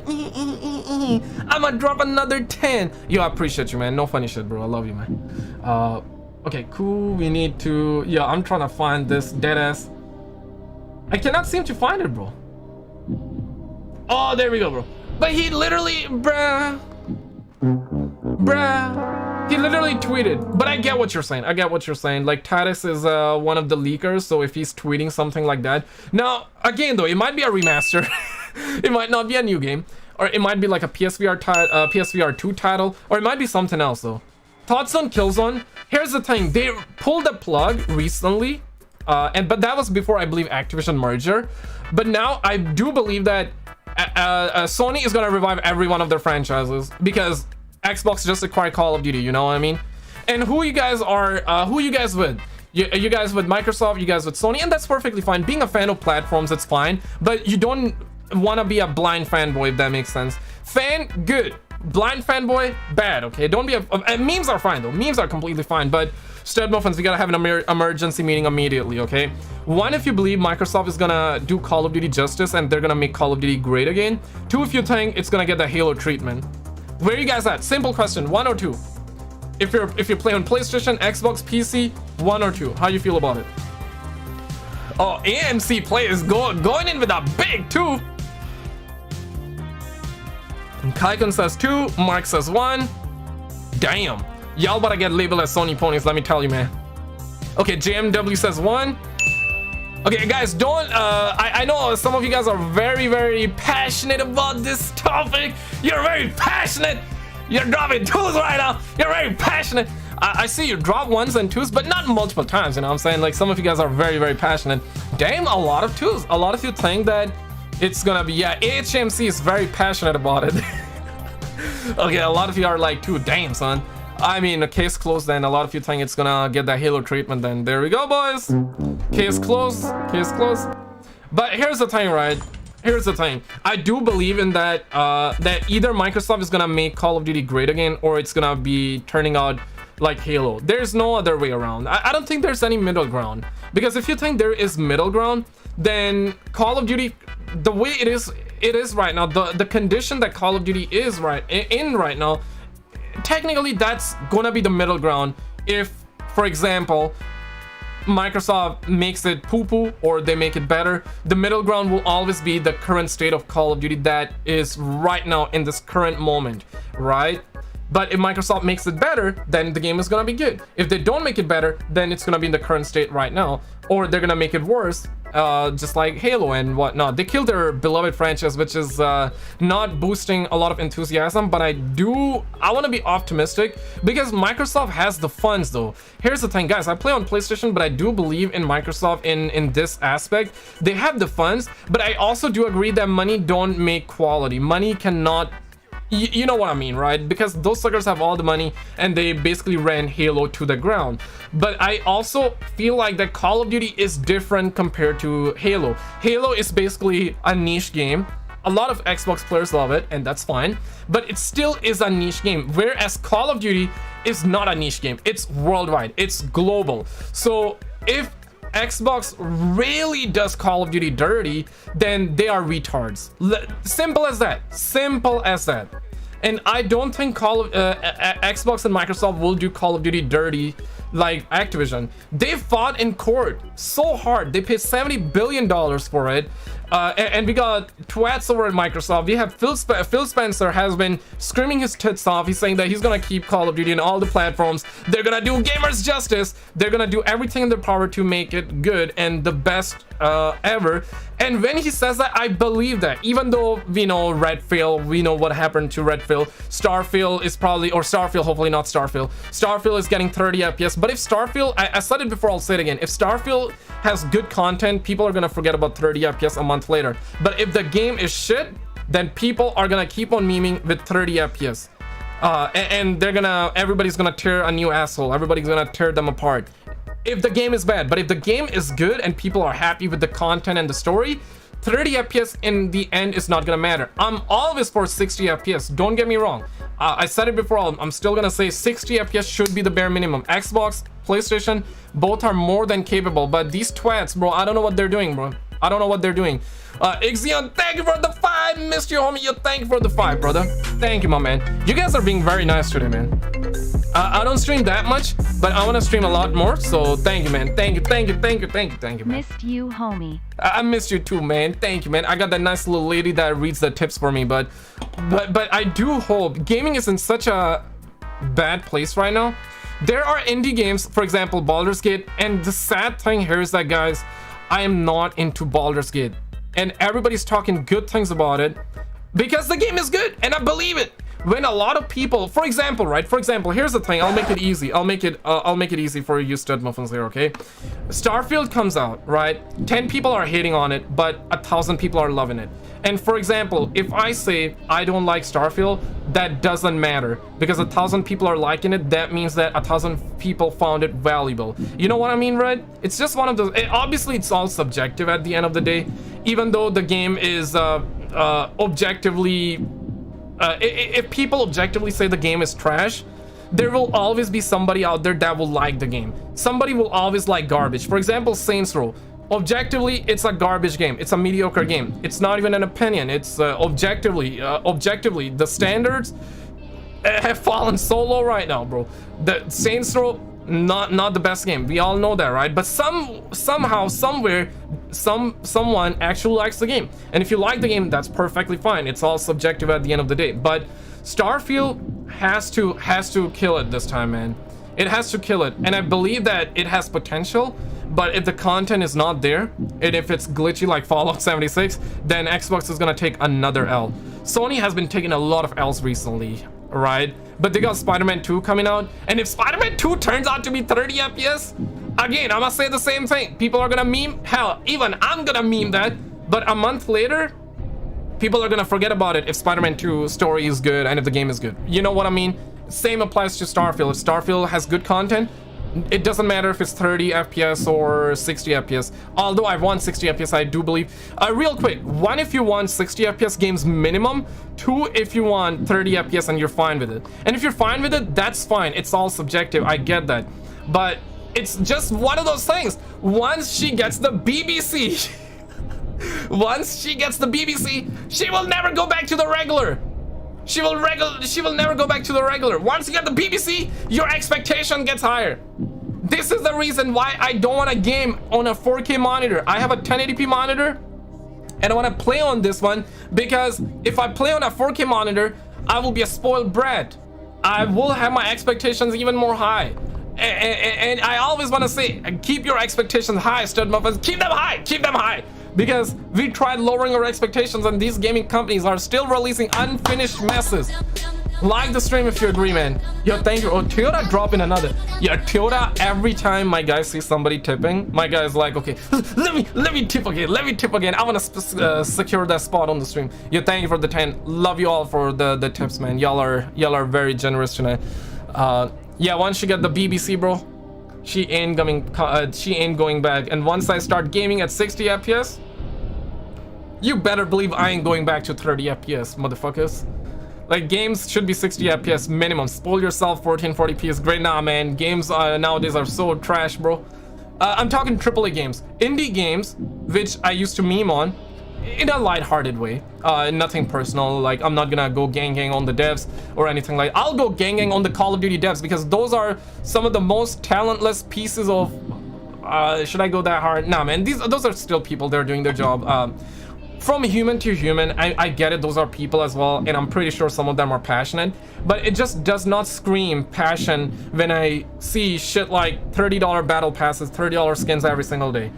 I got no personal beef with Activision devs or Call of Duty devs or anybody. At the end of the day, we're all humans. We're all trying to get by. I'm pretty sure, like, for example, you're working at McDonald's. You're gonna do what you're told to do, right? You have a family to feed. You're gonna work there. You're gonna get money, and you're gonna do you, and that's fine. It doesn't mean you're a bad human or good human. It just means that you are doing your job, and I believe that a lot of the Call of Duty devs are.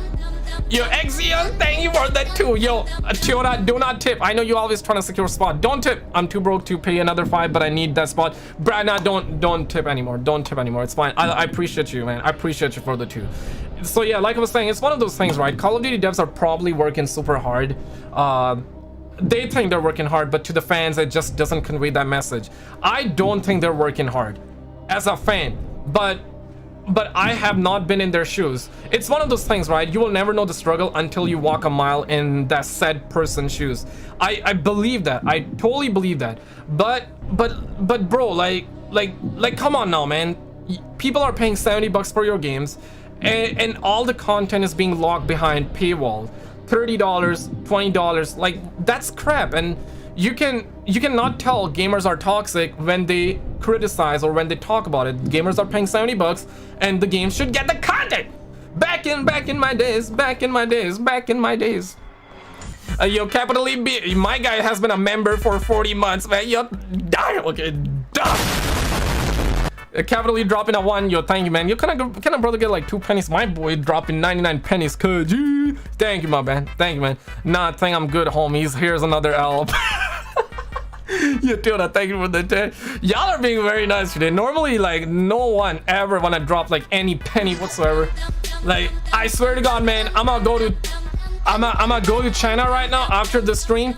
All the tips that you guys have dropped so far, thank you, man.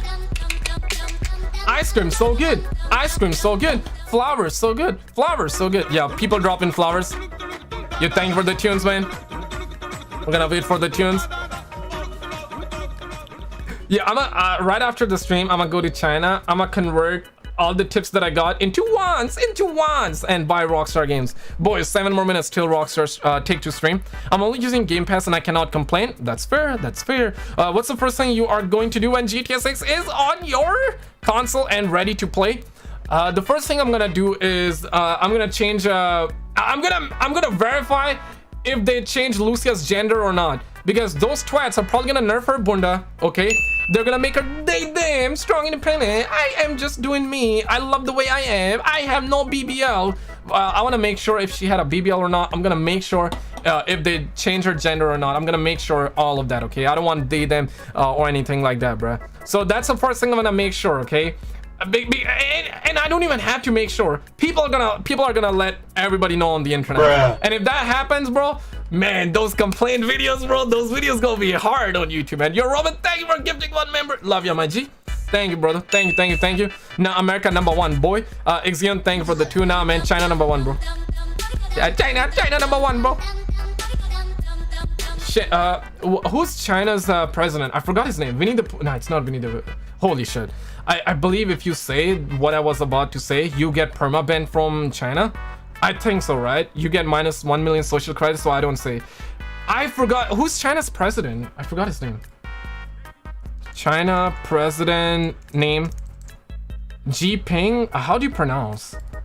I don't want to butcher it, like, no disrespect, but like, people always make those comparisons, but I don't wanna because I feel like that you get what's this called? You get permaban from entering China servers. How to pronounce? Okay, we got tutorials. Oh my god. 2013. Since 2013, we are looking at how to pronounce. We are all looking. Yep. Okay. Since 2013, we are looking at how to pronounce Xi Jinping. Oh my god. Xi Jinping. Okay, Xi Jinping. I mean, it's his name. No funny shit, guys. No funny shit. Xi Jinping. So I don't wanna Bing chilling. Bing chilling. Bing chilling. Wrong sound effects, my bad. I was gonna say Bing chilling. Yeah, there we go. It's Jinping. Okay, Jinping. Gamers don't realize that games get easily forgotten after new games comes out the following year, and those newer games tend to be trash. And at this point, the Microsoft and PlayStation lose a lot. Facts. Jigsaw dropping massive facts. Xeonmatic, thank you for the 2. Roman, thank you for gifting 1 membership. I love you, my man. I love you. I appreciate you, my guy. Hey guys, if you don't have to, but if you're able to and you can afford to tip, you don't have to. Never feel the pressure to do. Like, I would be the last person to ask. But if you're capable, I would rather you become a member than tipping, if that makes sense. Untruth Gaming, thank you for the 2. So what all the games they're gonna announce today? They're gonna definitely talk about Red Dead Report trash for $50. They're gonna talk about it. Toyota drop in another 10, bro. This guy, I'm swear to God, man, always won the spots. Hail the Albanian woman. They are snackables. Astaghfirullah. Astaghfirullah, man. Yeah, that's don't chase the pom-pom, my man. Don't chase the pom-pom, my guy. Don't chase the pom-pom, because I'm telling you, man.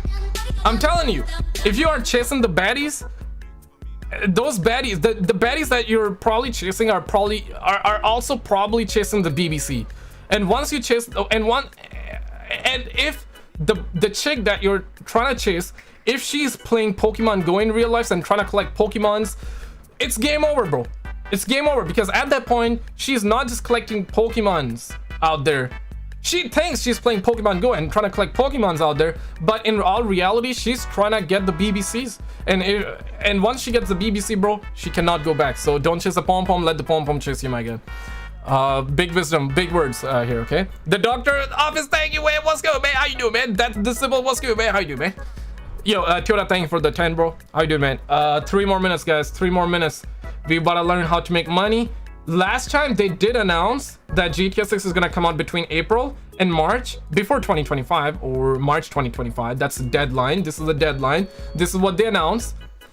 What are they gonna announce today? Maybe they're gonna reiterate the same fact twice, or maybe the best case scenario, we might get a trailer time frame. Not trailer. We're not gonna get the trailer today, but trailer time frame as to when it's coming out. Maybe some more information here and there. Maybe they're gonna once again say that GTA 6 is the most expensive game ever. It's gonna be the best game. Lock yourselves in the basement. The game is about to drop. We're not gonna have microtransactions or anything like that, but we're gonna have it day 1. That's probably what they're gonna say, I think. Worst case scenario, they don't say anything other than reiterating the fact or nothing at all. So they're trying to make the money moves with telling people to become a member and pay monthly. You can cancel. Okay, yeah, that's true though. Holy shit, I realize, right? Yeah, man. If you're able to buy microtransactions, then do it. If you're not, that's fine though. That's fine. Damn, HMC caught me with my pants down right there. He's like, pow, pow, son. He caught me right there.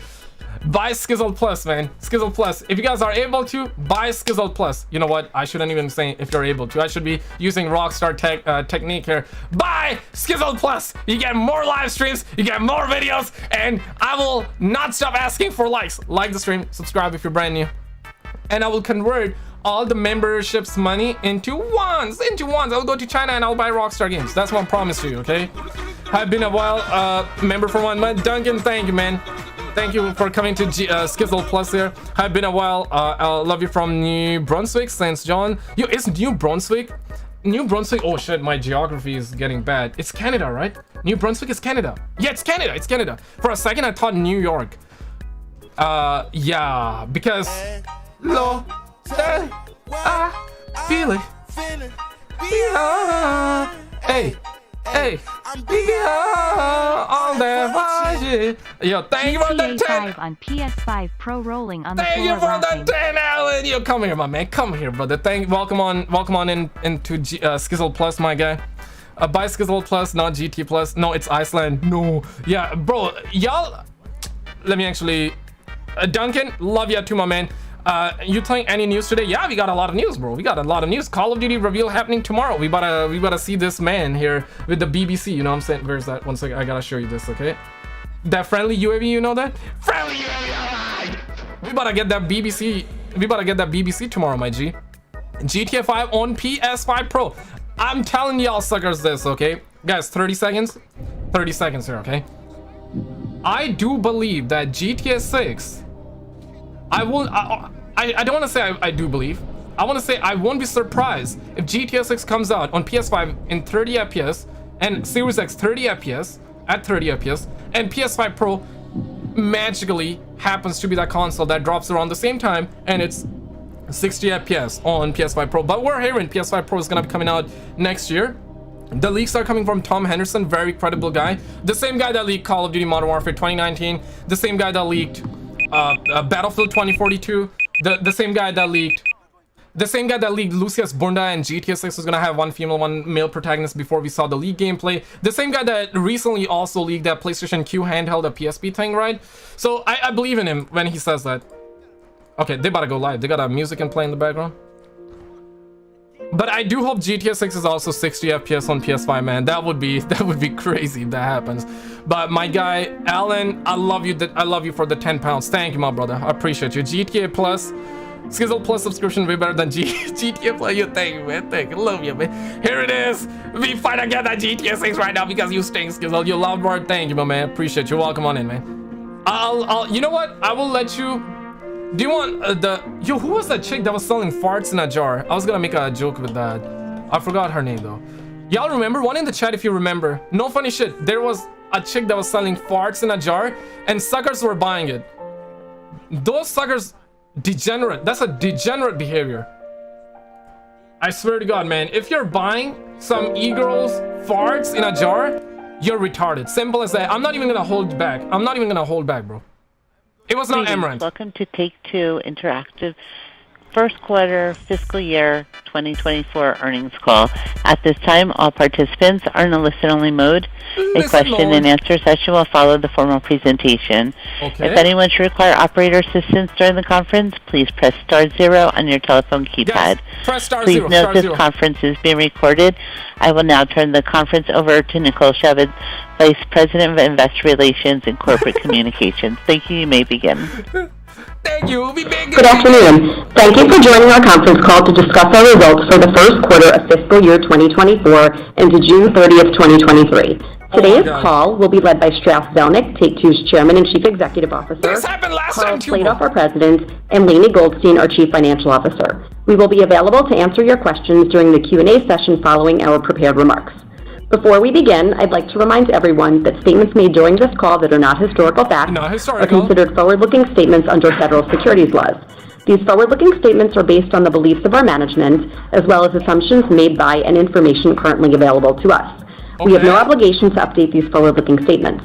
Actual operating We have no obligation. We're strong independent. Statements based on a variety of factors.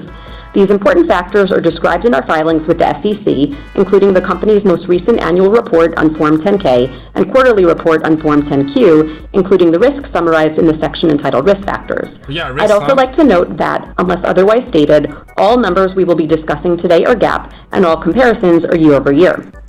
Additional details regarding our actual results and outlook are contained in our press release, including the items that our management uses internally to adjust our GAAP financial results in order to evaluate our operating performance. Our press release also contains a reconciliation of any non-GAAP financial measure to the most comparable GAAP measure. In addition, we have posted to our website a slide deck that visually presents our results and financial outlook. Our press release and filings... Yeah, she's very strong independent. Like, she's like going in... She firing from the hip, like all them numbers, dead ass. Joining us today. I'm pleased to report that fiscal 2024 is off to a strong start, highlighted by first quarter net bookings of $1.2 billion, which was at the high end of our expectations, and management results that were in line with our plans. Grand Theft Auto Online and Grand Theft Auto 5 and NBA 2K23 exceeded our projections, which illustrates the long-lasting benefits of producing the highest quality offerings and amassing one of the strongest and most diverse portfolios in entertainment. Stop the cap. With our core values of creativity, innovation, and efficiency, this quarter we introduced new intellectual properties, advanced the development of our eagerly anticipated pipeline, and maintained our vigilance with cost management initiatives across Red Dead Report, basically. Turning to the results of our titles for the period. Grand Theft Auto 5 continued to outperform, and to date the title has sold in more than 185 million units. Damn. On June 13th, Rockstar Games launched San Andreas Mercenaries for Grand Theft Auto Online, which offers 6 new major story-based missions, as well as new Los Santos operations, hangar upgrades, smuggler source and sell missions, 7 new vehicles, and more. The update also includes a range of fan-requested experience improvements, as well as the career progress feature, offering players a new way to track their progression across criminal careers and claim rewards. San Andreas Mercenaries continues to deliver high-value content post-launch using a phased approach that is driving sustained engagement and recurring consumer spending. Okay. This June, Grand Theft Auto Online recorded more players than any other June in its history outside of the height. Translation, we're not getting GTA 6, that's why. Rockstar's premium membership service for GTA Online on PlayStation 5 and Xbox Series X and S offered exclusive options for members to test drive and purchase an array of vehicles, and we're continuing to see strong growth in GTA Plus adoption with each passing quarter. I blame all the people that bought GTA Plus, bro. You're the reason we're not going to get GTA 6, of Red Dead Redemption 2, which has sold in more than 55 million units to date. Rockstar Games continues to support Red Dead Online with new bonuses and rewards, including free apparel inspired by the Red Dead fashion subreddit, and seasonal content, such as April's Condor Egg free mode event.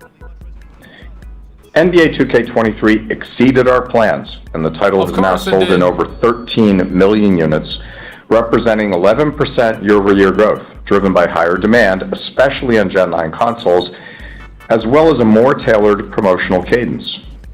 This incredible performance marks the title's second highest sell-through ever, with only NBA 2K20 achieving higher unit sales. Engagement with NBA 2K23 remains strong, with approximately 2.6 million daily active users, delivering recurrent consumer spending that exceeded our expectations. It's just getting started, We gotta wait for the Q&A as well. NBA continue to perform extremely well, and NBA 2K23 Arcade Edition remains one of the top games on Apple Arcade. WWE 2K23, which is the highest rated game in our wrestling franchise's history, and the second highest rated sports simulation title of the year, experienced strong engagement throughout the quarter, with players logging nearly 22 million hours of gameplay and facing off in 170 million matches.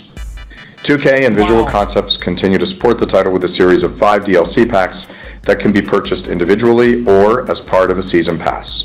What? 2K also continues toward 2K23 with additional pros, courses, and clubhouse passes. In May, 2K and Visual Concepts launched LEGO 2K Drive, the first game in a multi-title partnership between 2K and the LEGO Group. Following the launch, our teams released the first of 4 Drive Pass seasons for the title, which features 100 levels and new content inspired by the Fast and the Furious saga. Also in May, Private Division and Piccolo Studio launched After Us on PlayStation 5, Xbox Series X and S, and PC, which has been praised by critics for its striking visuals and game world. Striking visuals, huh? Wow. Zynga had a solid start to the year, performing in line with our plans, and we're pleased with the ongoing progress of our mobile business. Ad revenue grew approximately 11% year over year, driven by the addition of Popcore and our ability to open new inventory supplies in our portfolio.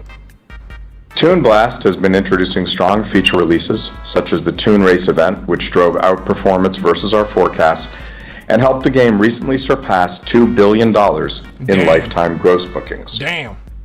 We made excellent progress on our profitability initiatives in mobile.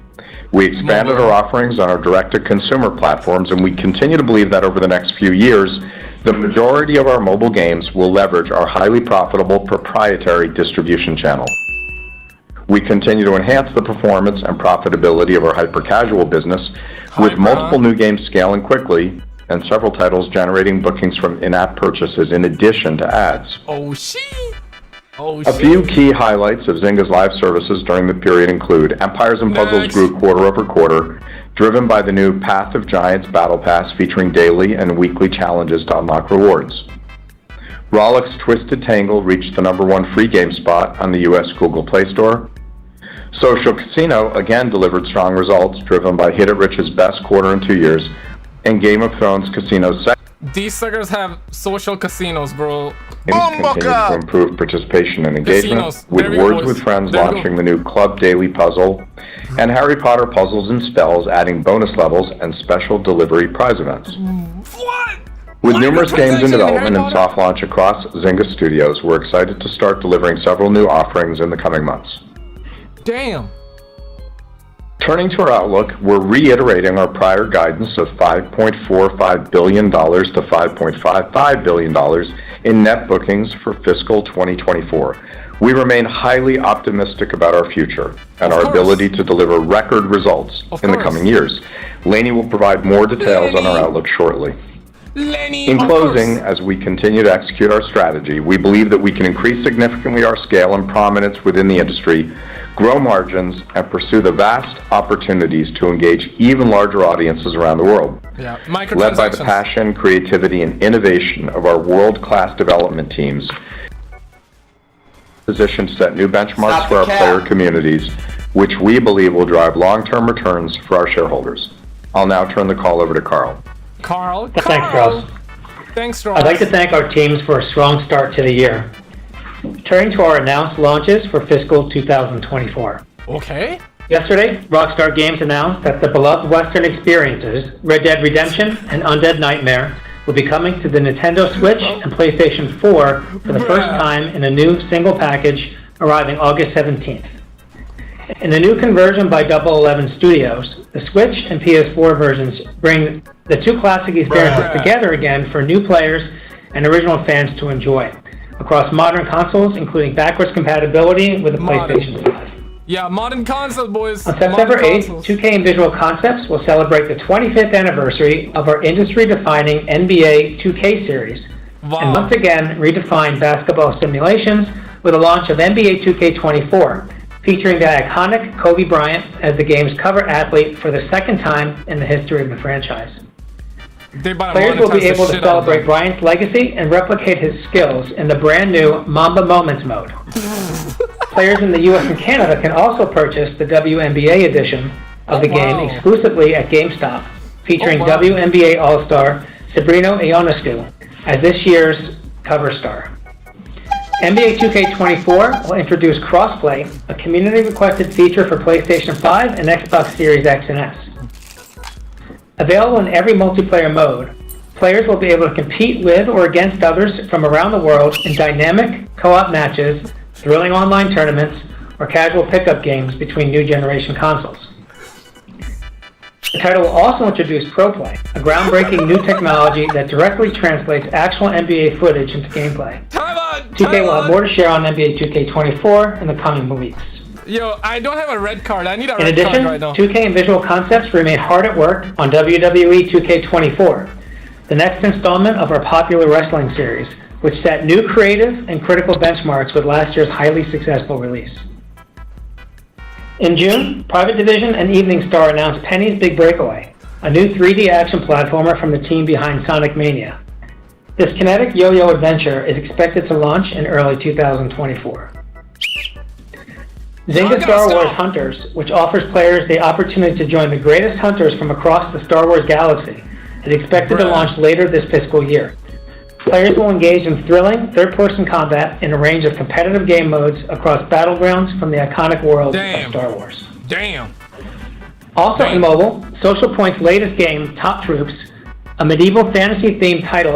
Yo, this heist actually pretty lit though. Holy. Launch and is expected to launch worldwide in this fiscal year. L. Carl. In addition, our hyper-casual studios will release a steady cadence of mobile titles throughout the year, focusing on games that have the potential for enhanced retention rates and a mix of in-app purchases and advertising to drive higher monetization and profitability. Yeah, there we go, higher.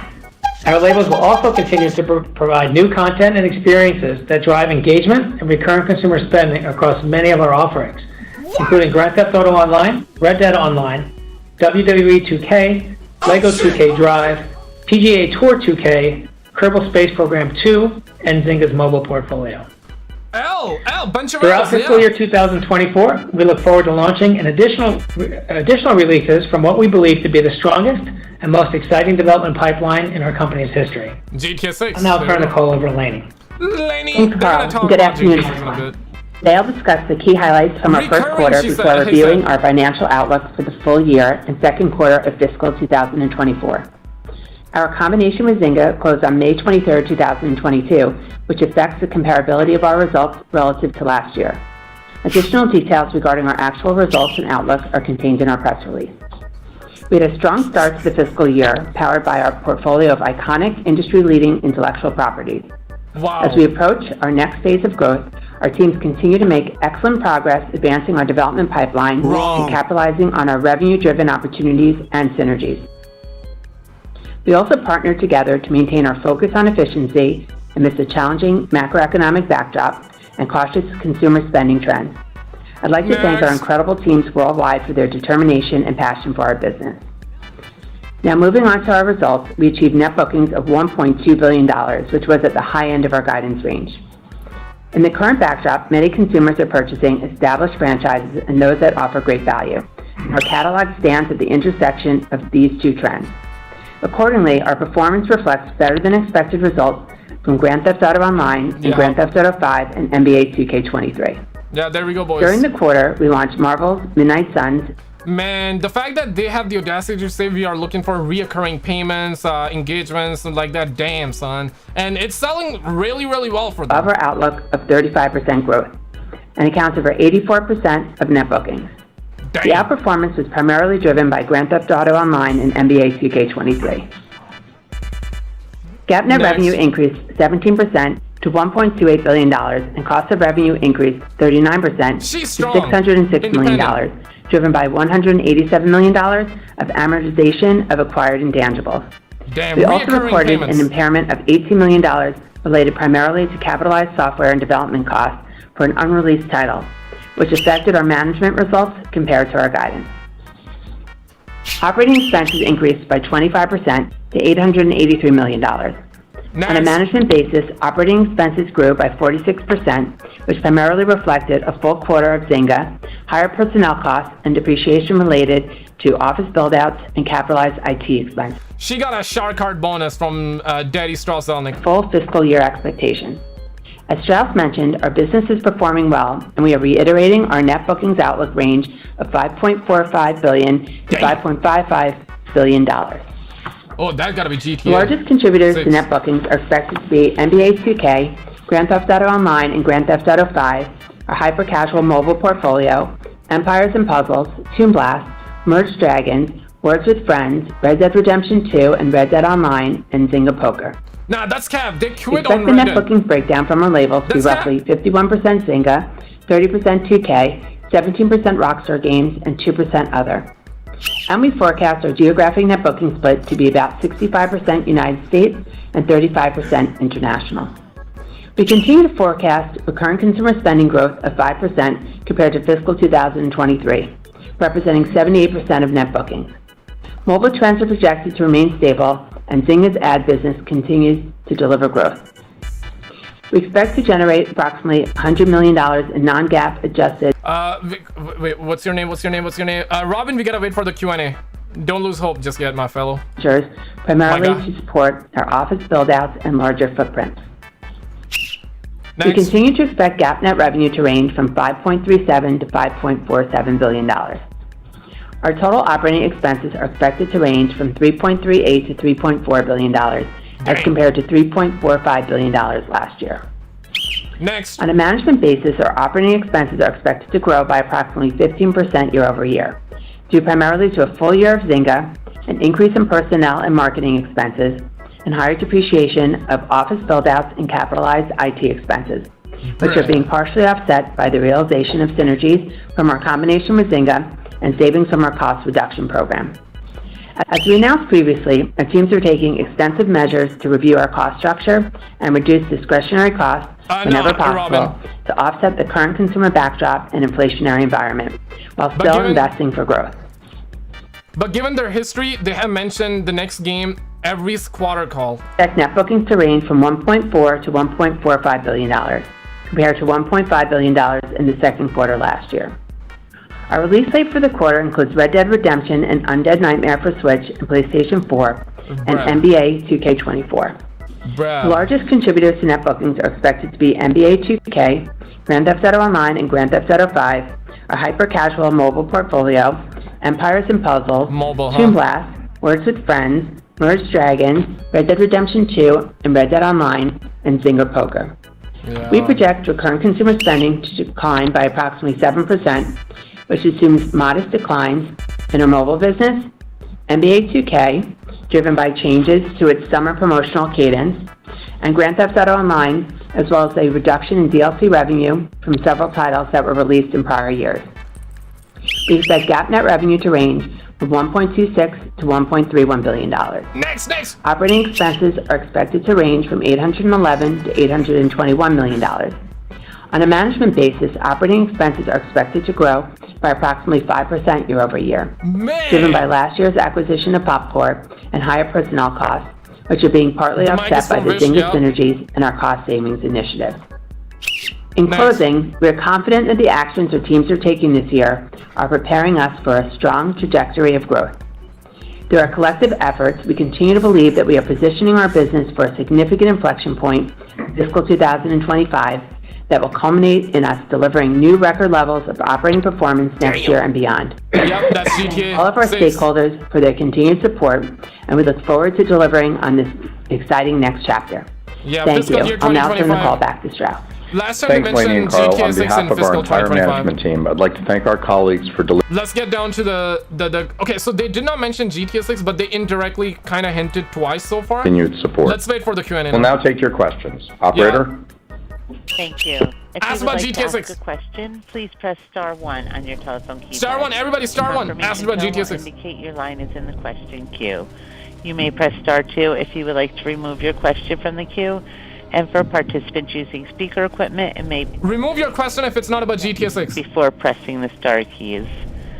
Our first question is from Andrew Urquhart with Jefferies. Please proceed. Okay, proceed. Ask GTA 6. Yeah, I just have one question. Lainey called out consumer weakness kind of continuing. Could you just give an update on where you think the consumer's at? Is there a particular segment that's weaker than others? Just kind of an update on where you think the consumer's at today. Thank you. We just want GTA 6. Everything is weaker. Yeah, I mean, I love that people are debating whether we're going to be in a recession from the point of view of a digital entertainment company. We've been in a recession for the better part of 18 months. The market for interactive entertainment was down meaningfully in 2022. Down for the first time in the history of the mobile business, over 10% pretty much across the board. Things are looking a lot better. The year-over-year comps have stabilized. We're seeing growth in the console market. It's early, but we are seeing some growth. Mobile sort of flat, slightly down. We hope that'll improve. I do feel like we're all seeing some green shoots across the economy, but it definitely is a mixed picture. Depending on who you ask. So in the context of the entertainment business, live entertainment's doing great. But in the context of entertainment that people consumed at home during the pandemic, it's been challenging for a while. Yeah. And again, I think it's beginning to normalize, but it's early days yet. When asked a couple of calls ago what I thought would happen in the economy, I said that I thought it would bottom out in June, July, and that by the end of calendar 23, we'd begin to see some good news and that we'd be in a reasonably good position from an economic point of view in early 24, and I continue to believe that that's what will happen. Damn. Got it. And then just one quick follow-up on that with around media, I guess. If Hollywood stays in a recession, is that a positive, negative, or does it not matter for video games? Don't matter. Look, we live within the entertainment ecosystem, so we would never wish for any other industry to have a problem, but if the strike means that new content can't be delivered, then I suppose it could be some small positive benefit for our business. But we aren't counting on that. We're certainly not hoping for it. Got it. Thank you so much, guys. Appreciate it. Next. Ask about Our GTA next 6. question is GTA from 6. Eric GTA 6. Wendler with Ruth MKM. Please proceed. Proceed with GTA 6. Good afternoon, and thank you for the question. Strauss, I wonder if you could just talk about with mobile advertising, how much, how many of your games beyond the hyper-casual business have integrated advertising now? Oh my goodness, all of them. That's a dumb question, Some, obviously. and we are moving in that direction selectively. Look, historically, for games where you could make in-app purchases, less than 10% of the audience actually spent. So we were fielding a game for 100% of the audience and monetizing 10% or so, perhaps a bit more, often a bit less. And it's our view that we ought to be monetizing 100% of the audience. So if someone's going to spend, that's great. Of the audience. And if they're not going to spend, then we ought to be able to monetize through advertising. And the question is, how do you do that and create a high-quality experience? And I think the answer is we can do that. We can distinguish among those audiences. We're not there yet, but I think we're moving in that direction. If they don't spend, we're gonna put ads in and we're gonna monetize further. If you could, willing to give any specifics about how much of the mobile revenue at this point is on the DTC platform and how that's progressing. Money talks. He thinking, I think. He thinking. So we don't actually give out that percentage. Some of our competitors do, and so one of our biggest competitors, I think, has gone on the record to say it's about 25%. And I think that's a good number. We're not remotely in that vicinity. There's plenty of room for growth. I would note that Zynga's advertising net bookings were up 11% year over year. So it's really good news. And we're really happy about the growth of our direct-to-consumer platform and what that can mean for consumers and also for us. Damn, son. Damn, Thank son. You. Next. Our next question is from Matthew Thornton with Truist Securities. Please proceed. Hey, good afternoon, Strauss, Carl Laney. Two quick ones for me. Last quarter we talked about obviously achieving north of $8 billion in bookings next year and north of $1 billion in operating cash flow. I'm just kind of curious if those are still the right bogeys for next year.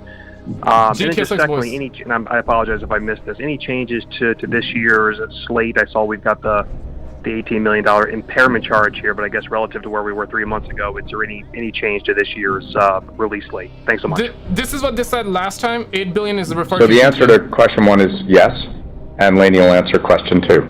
Okay. Sure. So for question 2, there has been some movements within the back part of the year within the slate, but we're still able to achieve the same guidance for the year, so reiterating our guidance. So just some small changes within the slate, but it has nothing to do with the impairment charge. So the year is still the same.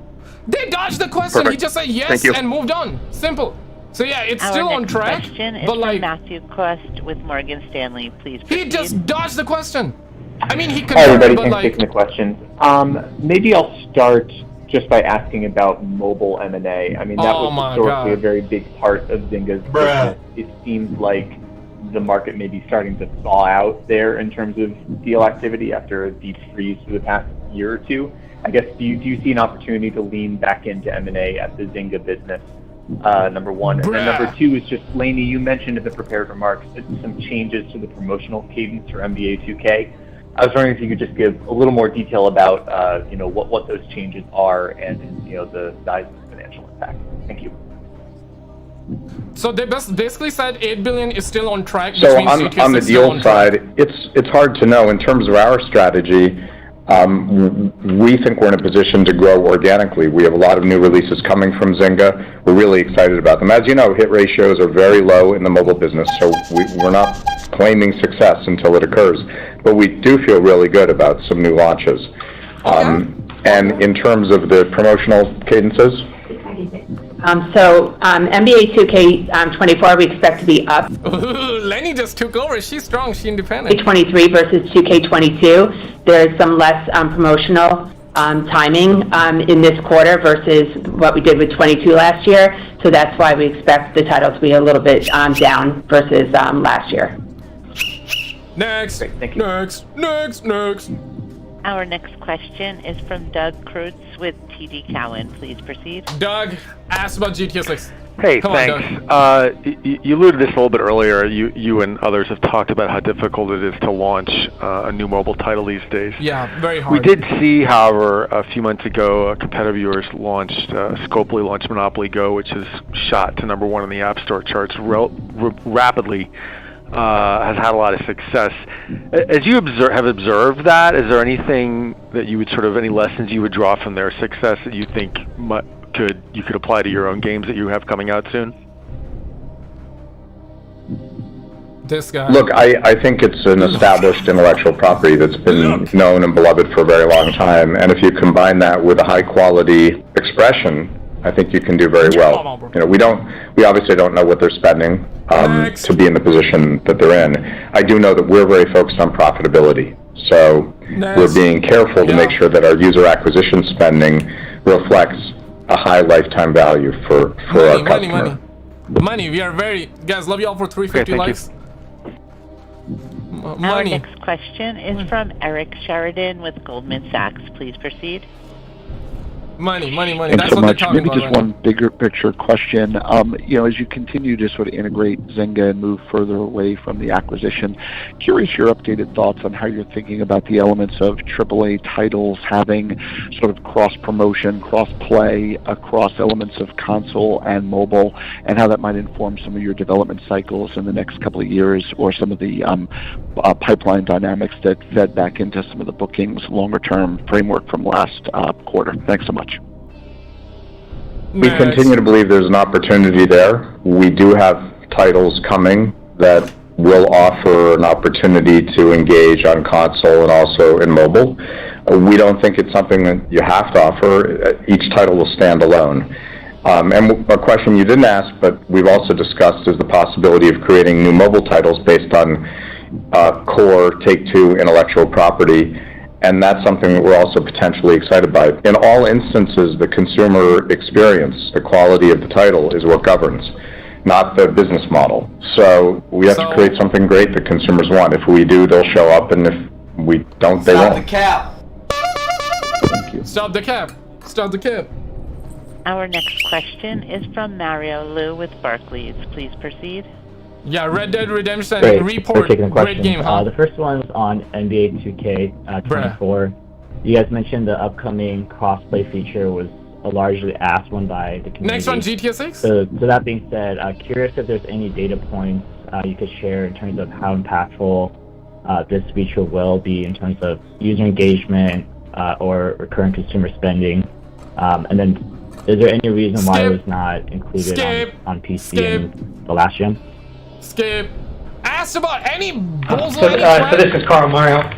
So look, we're very excited about crossplay. It's something that our customers have been asking for, and something that's a natural for NBA. So obviously we don't do anything. And we don't put any new modes into a game unless we think it's going to have a... We don't do anything. You heard it. And that's something the consumer's going to love, and is going to end up leading to increased engagement.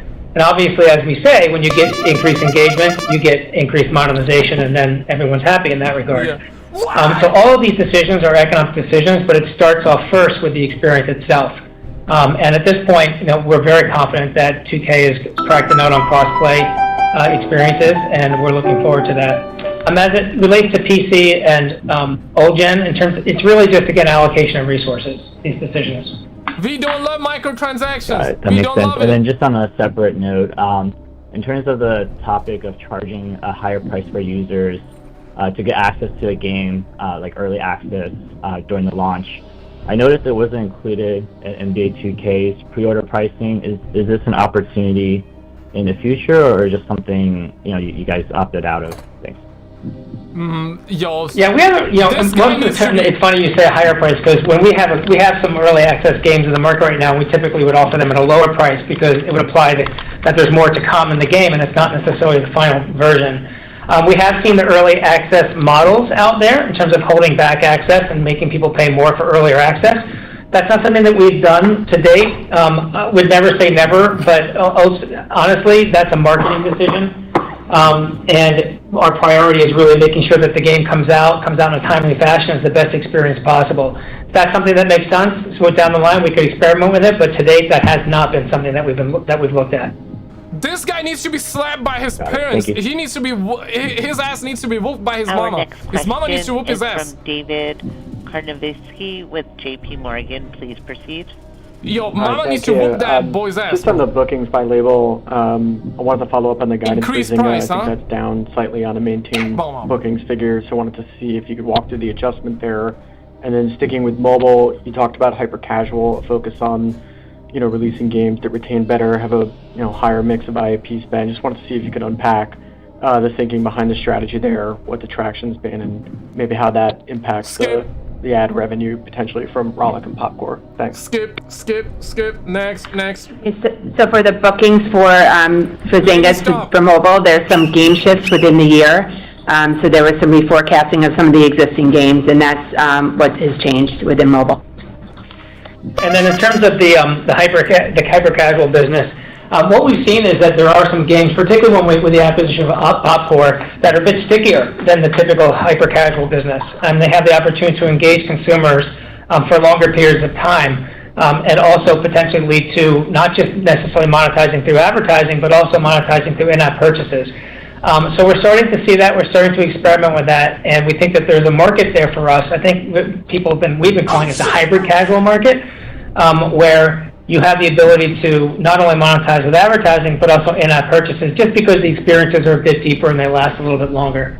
So we think that's very exciting. I don't know that it's going to necessarily impact the advertising opportunity overall, but it certainly creates new opportunities with in-app purchases for us. Welcome to gaming, ladies and gentlemen. This is gaming.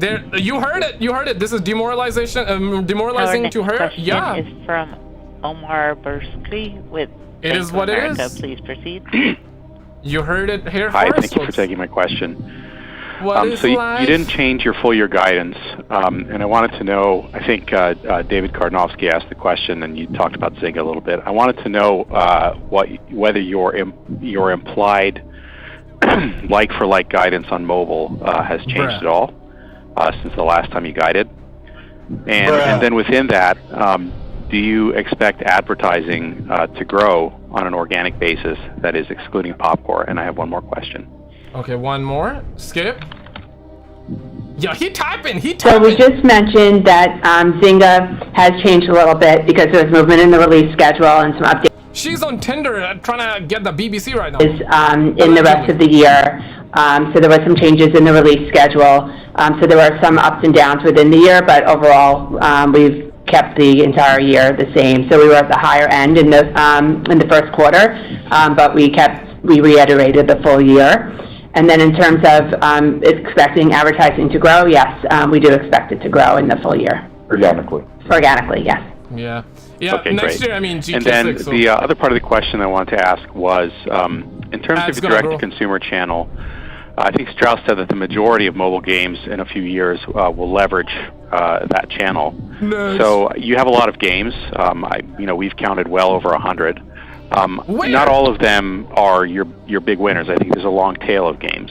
So I guess I wanted to ask, is it that the biggest games are going to be on your DTC platform, or is it just the sheer number of games? Because I'm trying to get a sense of how much revenue could potentially flow through that channel, if you understand what I mean.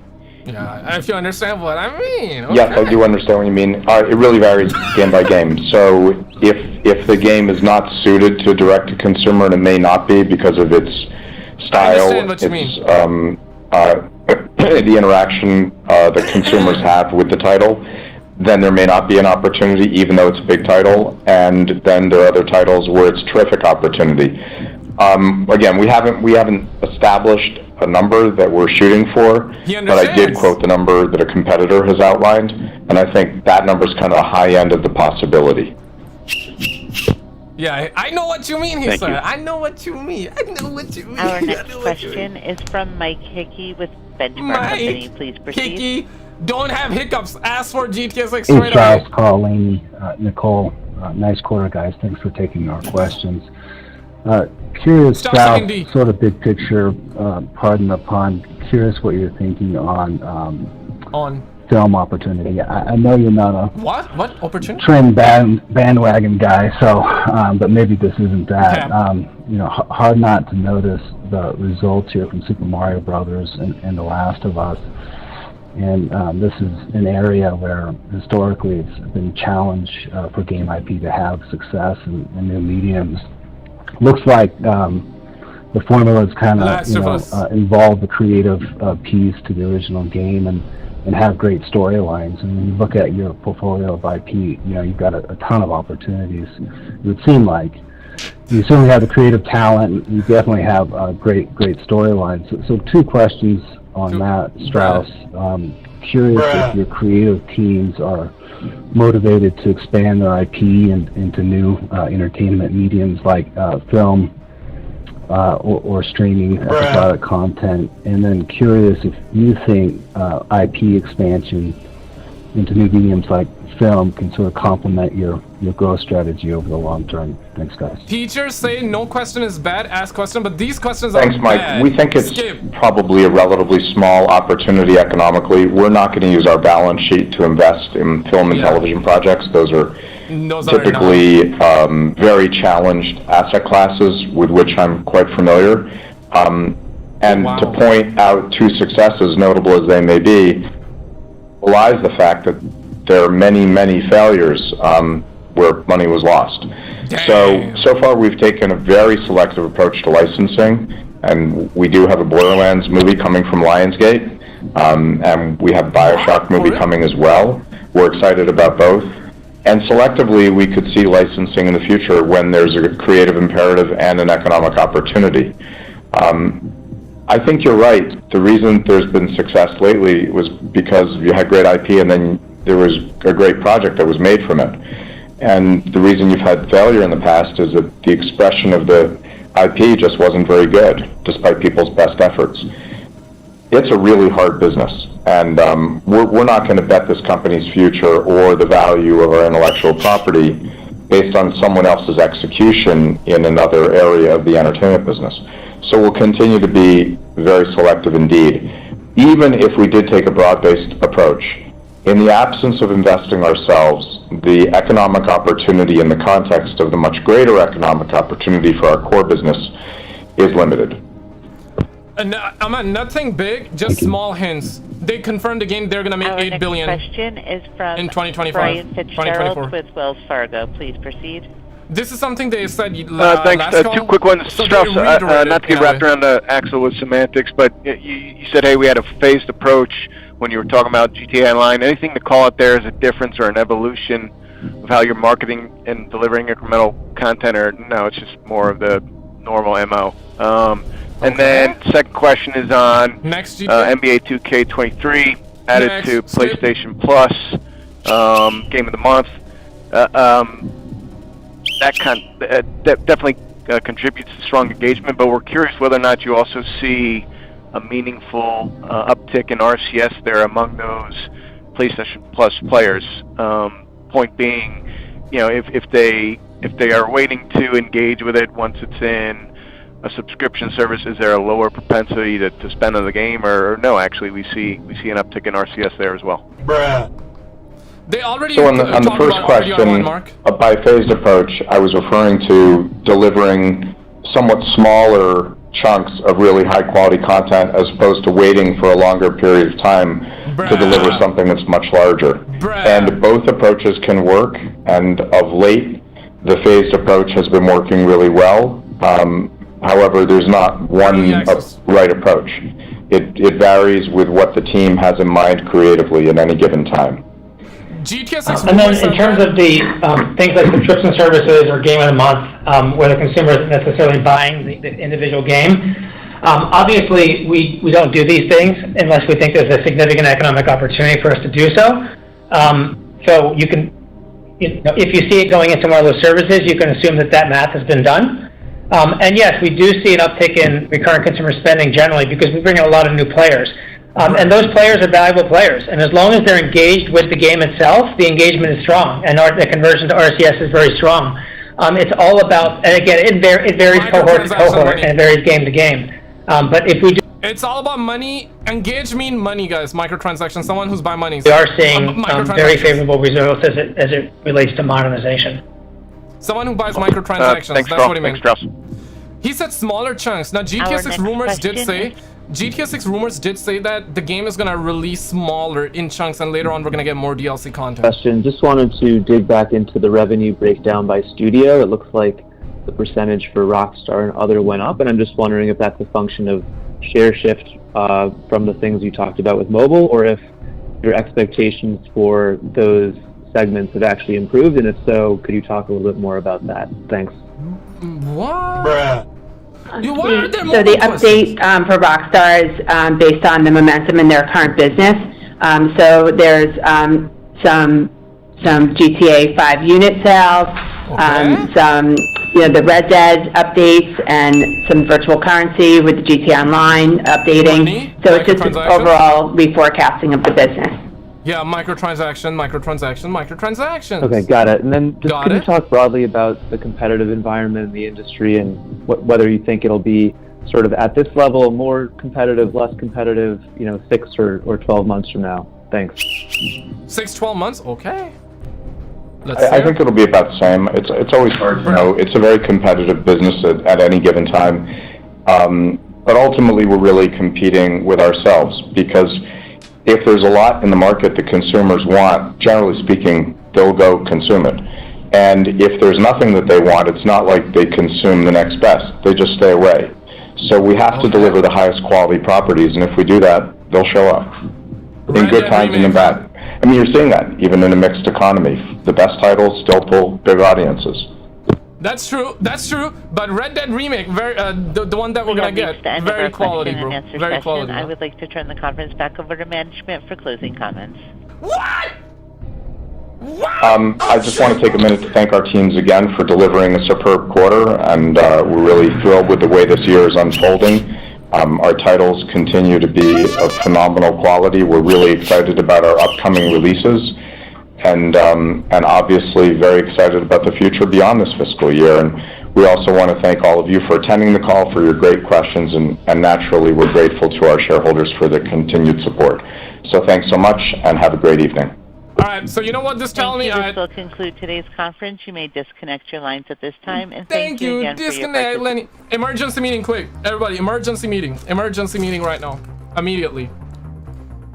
GTA 6 trailer, most probably not gonna happen this year now. Bruh. Probably not. It's not 100% concrete, but probably not. All they talked about was money, microtransactions. They hinted at GTA 6 twice, but they did not mention it. Like in their last May call, they did mention GTA 6. And they said that it's going to be coming out between fiscal year 2025, which is April and March of 2025. So today, the only big hint was that the guy asked somewhere along the lines of, hey, are you guys still going to be making 8 billion in the fiscal year 2025? And he simply said yes, and he just skipped. He did not say anything more. He just said yes. That's what he said. So that tells us that they think that GTA 6 is not going to be delayed and it's going to come out around this time. And if that's true, I mean, we got to get a trailer this year.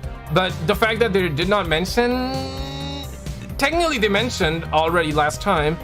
What you're thinking? One, if you think it will be this year, two, if not. Don't worry, guys. Jimmy Goons has got the answer for us. Thanks the Lord.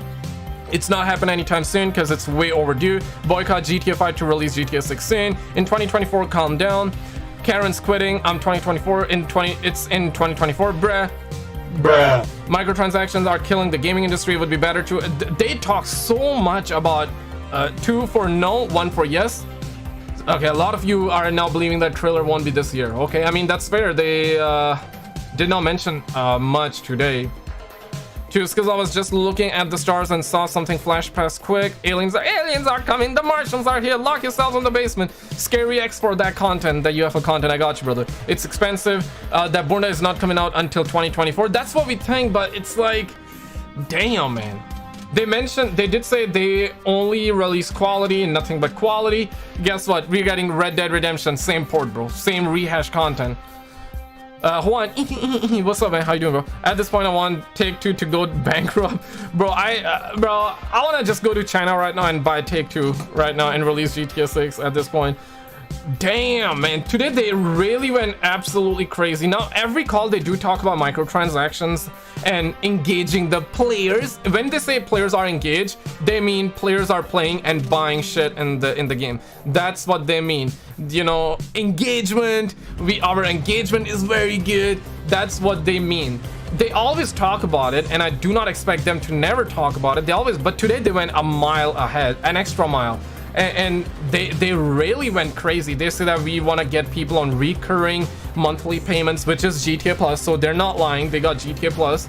So they are definitely trying to get a lot of people on that business model. I mean, I'm sad about GTA 6 right now, especially the online. I think GTA 6 online day one will have the GTA Plus and the subscription-based system.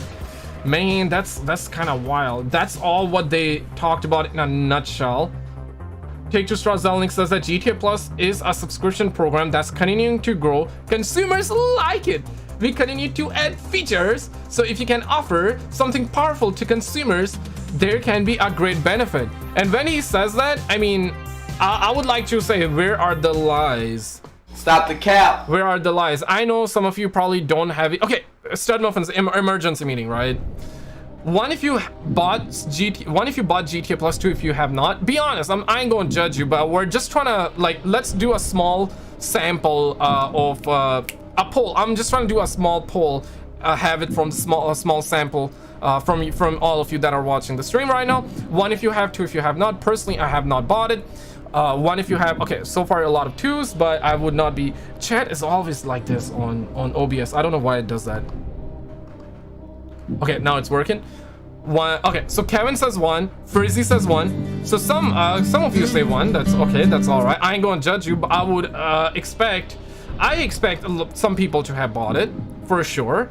I feel like that my audience, a lot of you are probably like, you guys are more intelligent than a normal person. Like, I would like to believe that. And seeing a lot of 2s, that makes me hopeful in humanity, okay?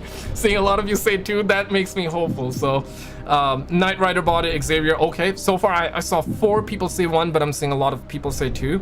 But I do believe when Strauss says that, because if it's not growing and he says that it's growing, and he's lying to his like stockholders, that's a crime. That's a crime. He can get sued. There could be like a lot of massive legal trouble. So Strauss Zelnick is not lying. I know some people would say he's lying, but he's not lying there. So people have bought it, clearly. Maybe some of you guys are lying then. You know what I'm saying? I would like to believe you guys are not lying, but a lot of people have bought it. Fact of the matter here is that a lot of people complained, but a lot of people bought it too. Maybe some people that complain have bought it as well, but a lot of people complain. But you also got to think about this, right? Like, a lot of people are not on social media 24/7. We all like to watch content and get different perspectives, different opinions. Some we agree with, some we don't. But at the end of the day, we don't care, right? If you like something, you're gonna buy. If you don't like something, you're not gonna buy. For example, I might be against and I am not for GTA Plus, but some of you are probably like, okay, you know what, you're a cool guy, I see you, man, it's your opinion, you do you, right? But I like it, I'm gonna buy it. And that's fine if you think it's worth it for you. I'm not gonna be the guy that tells you not to buy, but I mean, some people are saying that he's capping, he's lying. In this aspect, he's not capping, but when he says consumers like it, that's when I would like, cap. That's where I would like to say that's cap. And also the fact that he did mention we like to release nothing but quality product, that's cap. And the biggest cap, he got caught with his pants down. He might get sued for this, but probably nobody's really gonna sue, let's be real. And I don't know, because they always say subject to change, shit like that, right? If you guys got Twitter, I would love to have you around, X or Twitter, whatever you call it.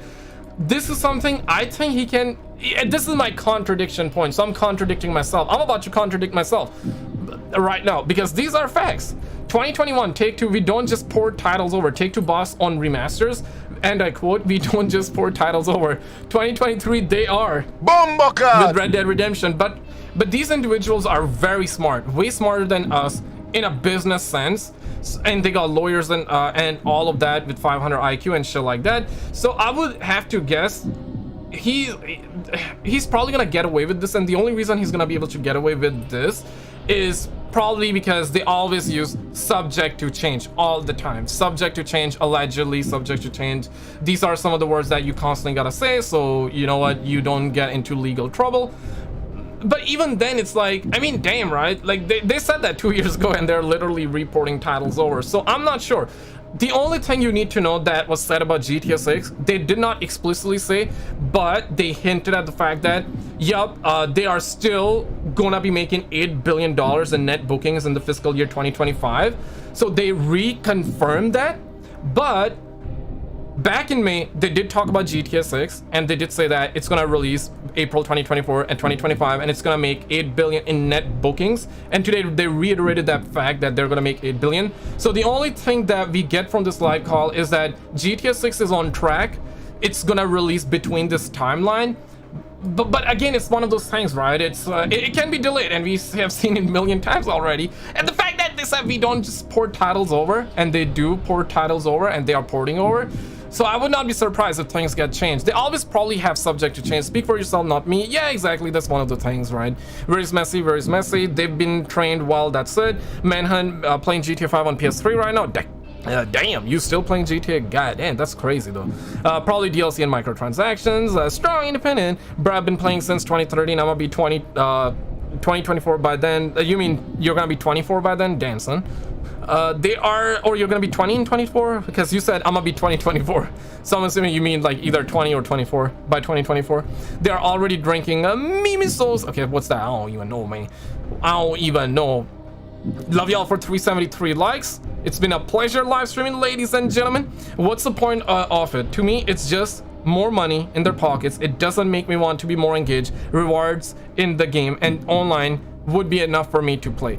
I agree with you, Amber, and here's the thing, bro. Like, you are just one person, I am just one person, and if you're thinking that way, that's fine, but not everybody thinks like that. You gotta understand that there are a lot of rich kids out there, a lot of rich George, a lot of rich Joshes, a lot of parents are really, really rich, and a lot of kids get away with that, mommy, I want GTA, I want microtransactions in GTA 5, I want microtransactions, I want to buy the shark cards, and sometimes mommy and daddy are really, really rich, and they don't want to see their child plead. They want to see their child happy, even if it means spoiling your child and he's gonna not be a disciplined man when he grows old. But it doesn't matter.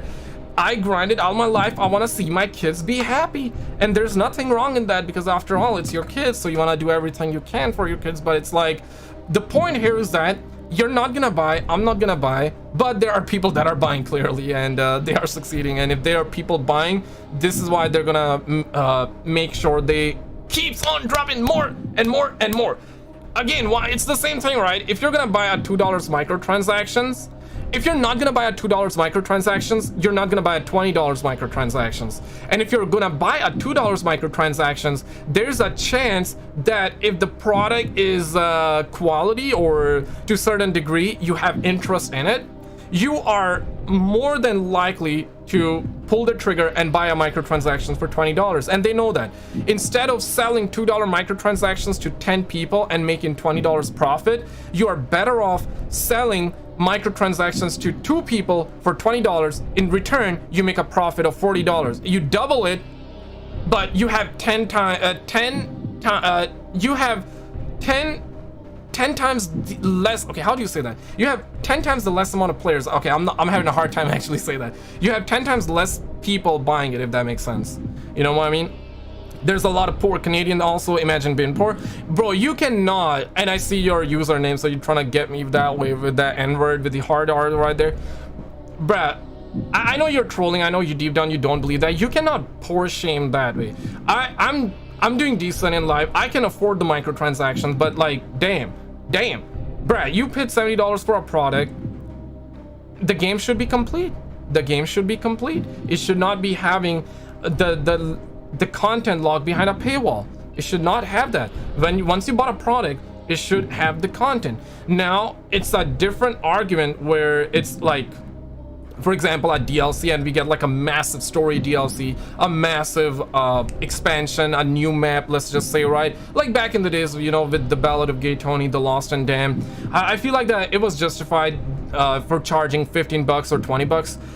That understandable, because they are actually creating a new valuable asset. They're creating a new piece of content, so it's understandable that they're gonna want to charge $15. But fast forward now, they sell one skin for $15. And just think about it this way, right?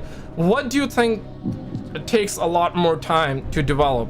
A full-blown 8-hour DLC, 8-hour-long story DLC with voice actors, with actual actors, with new map or new story in that aspect, graphics, textures, this and that, versus a skin that's a digital skin, like a car or a skin in Call of Duty or Fortnite. What do you think takes a lot more time? Now, if it's a free-to-play game, then obviously they gotta make certain amount of money. They have to, that I understand. It's a business after all. And I'm not saying that they should not make money. There are ways to make monies, and there are ways to not. like dig down your fan base the way they are doing it right now. And that's all they talked about, how they can dig down their fan base during their call today.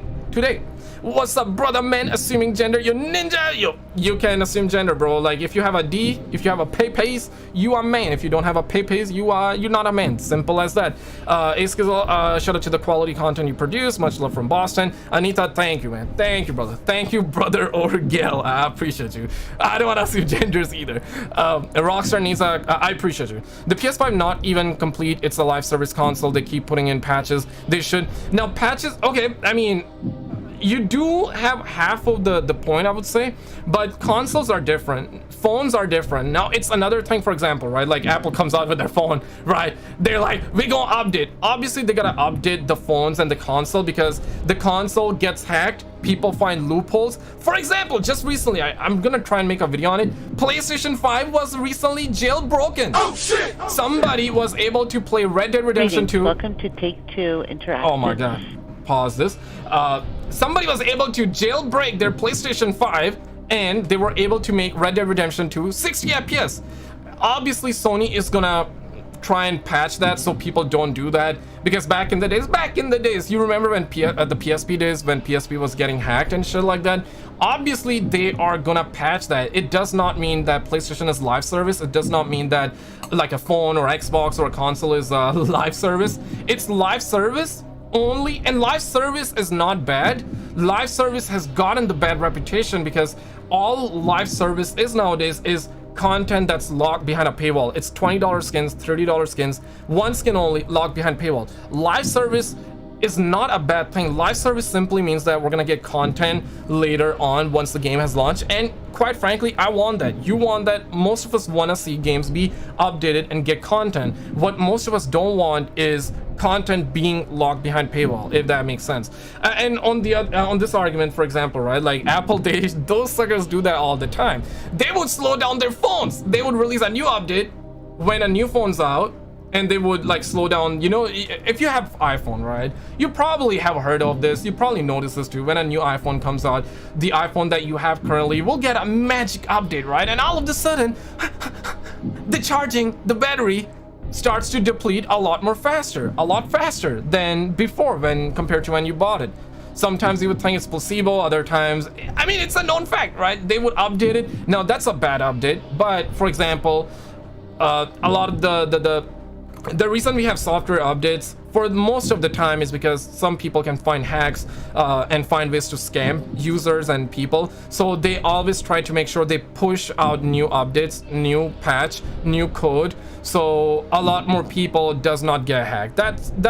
Generally speaking, that's why Sony is pushing out updates. And yeah, but in gaming, live service thing, you know what I mean, right? Like, you agree? Okay, that's fair. I mean, but you have that N-word with that name, so I don't want to pronounce your name, bro. I live on the edge. I don't like iPhones. That's crazy. 60 FPS getting optimized by a dude. And yeah, exactly, Xavier. I'm gonna try and make a video on it. I got a lot of videos in the pipeline. I got a lot, and I should have a new video out right now because Baldur's Gate. I made a video on Baldur's Gate, and I never really... I'm trying to get into new games, so it's my first time checking it out. It's already... let me just double check it. Is it already up on the channel? I think it's up. Definitely check it out. It's on the channel page, guys. Comment on that. Yep, it's up, because it is getting some hate. A lot of people are loving it, but Baldur's Gate is getting a little bit of hate as well. Check the video out. It's already uploaded on the channel. Go on that, drop a like, comment that you came from the live stream. I will respond to all of your comments. Sometimes updates are to kill systems, well, sometimes they are absolutely 110%. So the N-word guy in the chat has a point as well. He's not completely wrong. He has a point as well to a certain degree. Live service is an excuse for them to put out unfinished games. Well, that I agree, absolutely. Okay, at least my guy is a little bit he's smart. I mean, he's trolling. He started trolling in the beginning. I know, like, he's smart, and yeah, absolutely. I'm not even disagreeing with that, my guy. I'm not even disagreeing with that. Is excuse for them to put out unfinished game, absolutely. And that's what they also touched on that, because rumors for GTA 6 are that GTA 6 is gonna release with smaller content and it's gonna be a live service games. Now I do want a live service game, but I don't want all the content be locked behind paywalls. But you already know it's gonna be like, these twats are gonna do that. So rumors did say that GTA 6 is gonna start off small. It's still gonna be big, but it's gonna start off small in Rockstar standards. In their own standards, it's gonna start off small, and later on we're gonna get a lot more updates. We're gonna get new cities. That's what they said, and I think getting new cities is good. I generally don't think they're gonna charge people for new cities though. They are gonna use that Fortnite model where they're gonna make sure the content, like maps, are free, but skins and cars, guns, and shit like that is gonna cost money. And they're gonna do their entire shark cards thing. That's gonna be here. They're probably gonna do like another subscription with GTA Plus and shit like that. They're probably gonna do that. Let's be real. But I do believe, I could surely be wrong. It would truly be sad if they start charging 20 bucks for the maps. Although I feel like that for a map, a new map, it can be justified. A DLC is justified, but it's not justified when you are taking content out of your game and pushing it later down the road, charging $20, and on top of that you are charging $20-$30 for a skin, right? For like, you're locking content behind a paywall that should be free to begin with.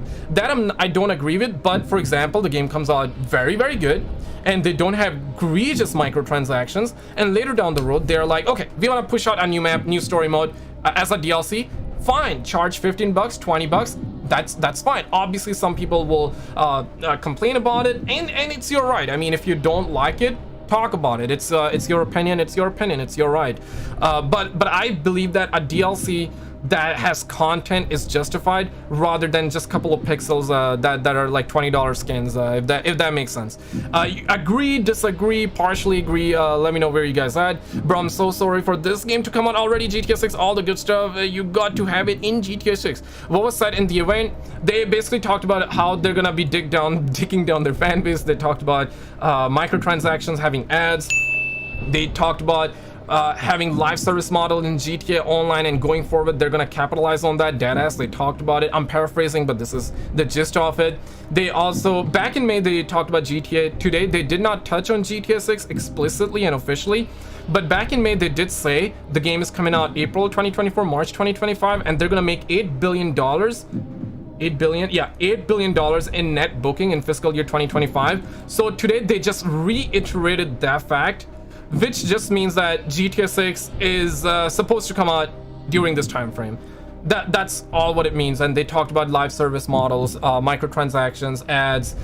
They talked about recurring monthly payments. They want to get people on reoccurring monthly payments, which means subscriptions, GTA Plus, and shit like that. I've never played GTA, any of them. Damn, Mark, for real? Nah, say you swear to God though. Oh shit! Say you swear to God.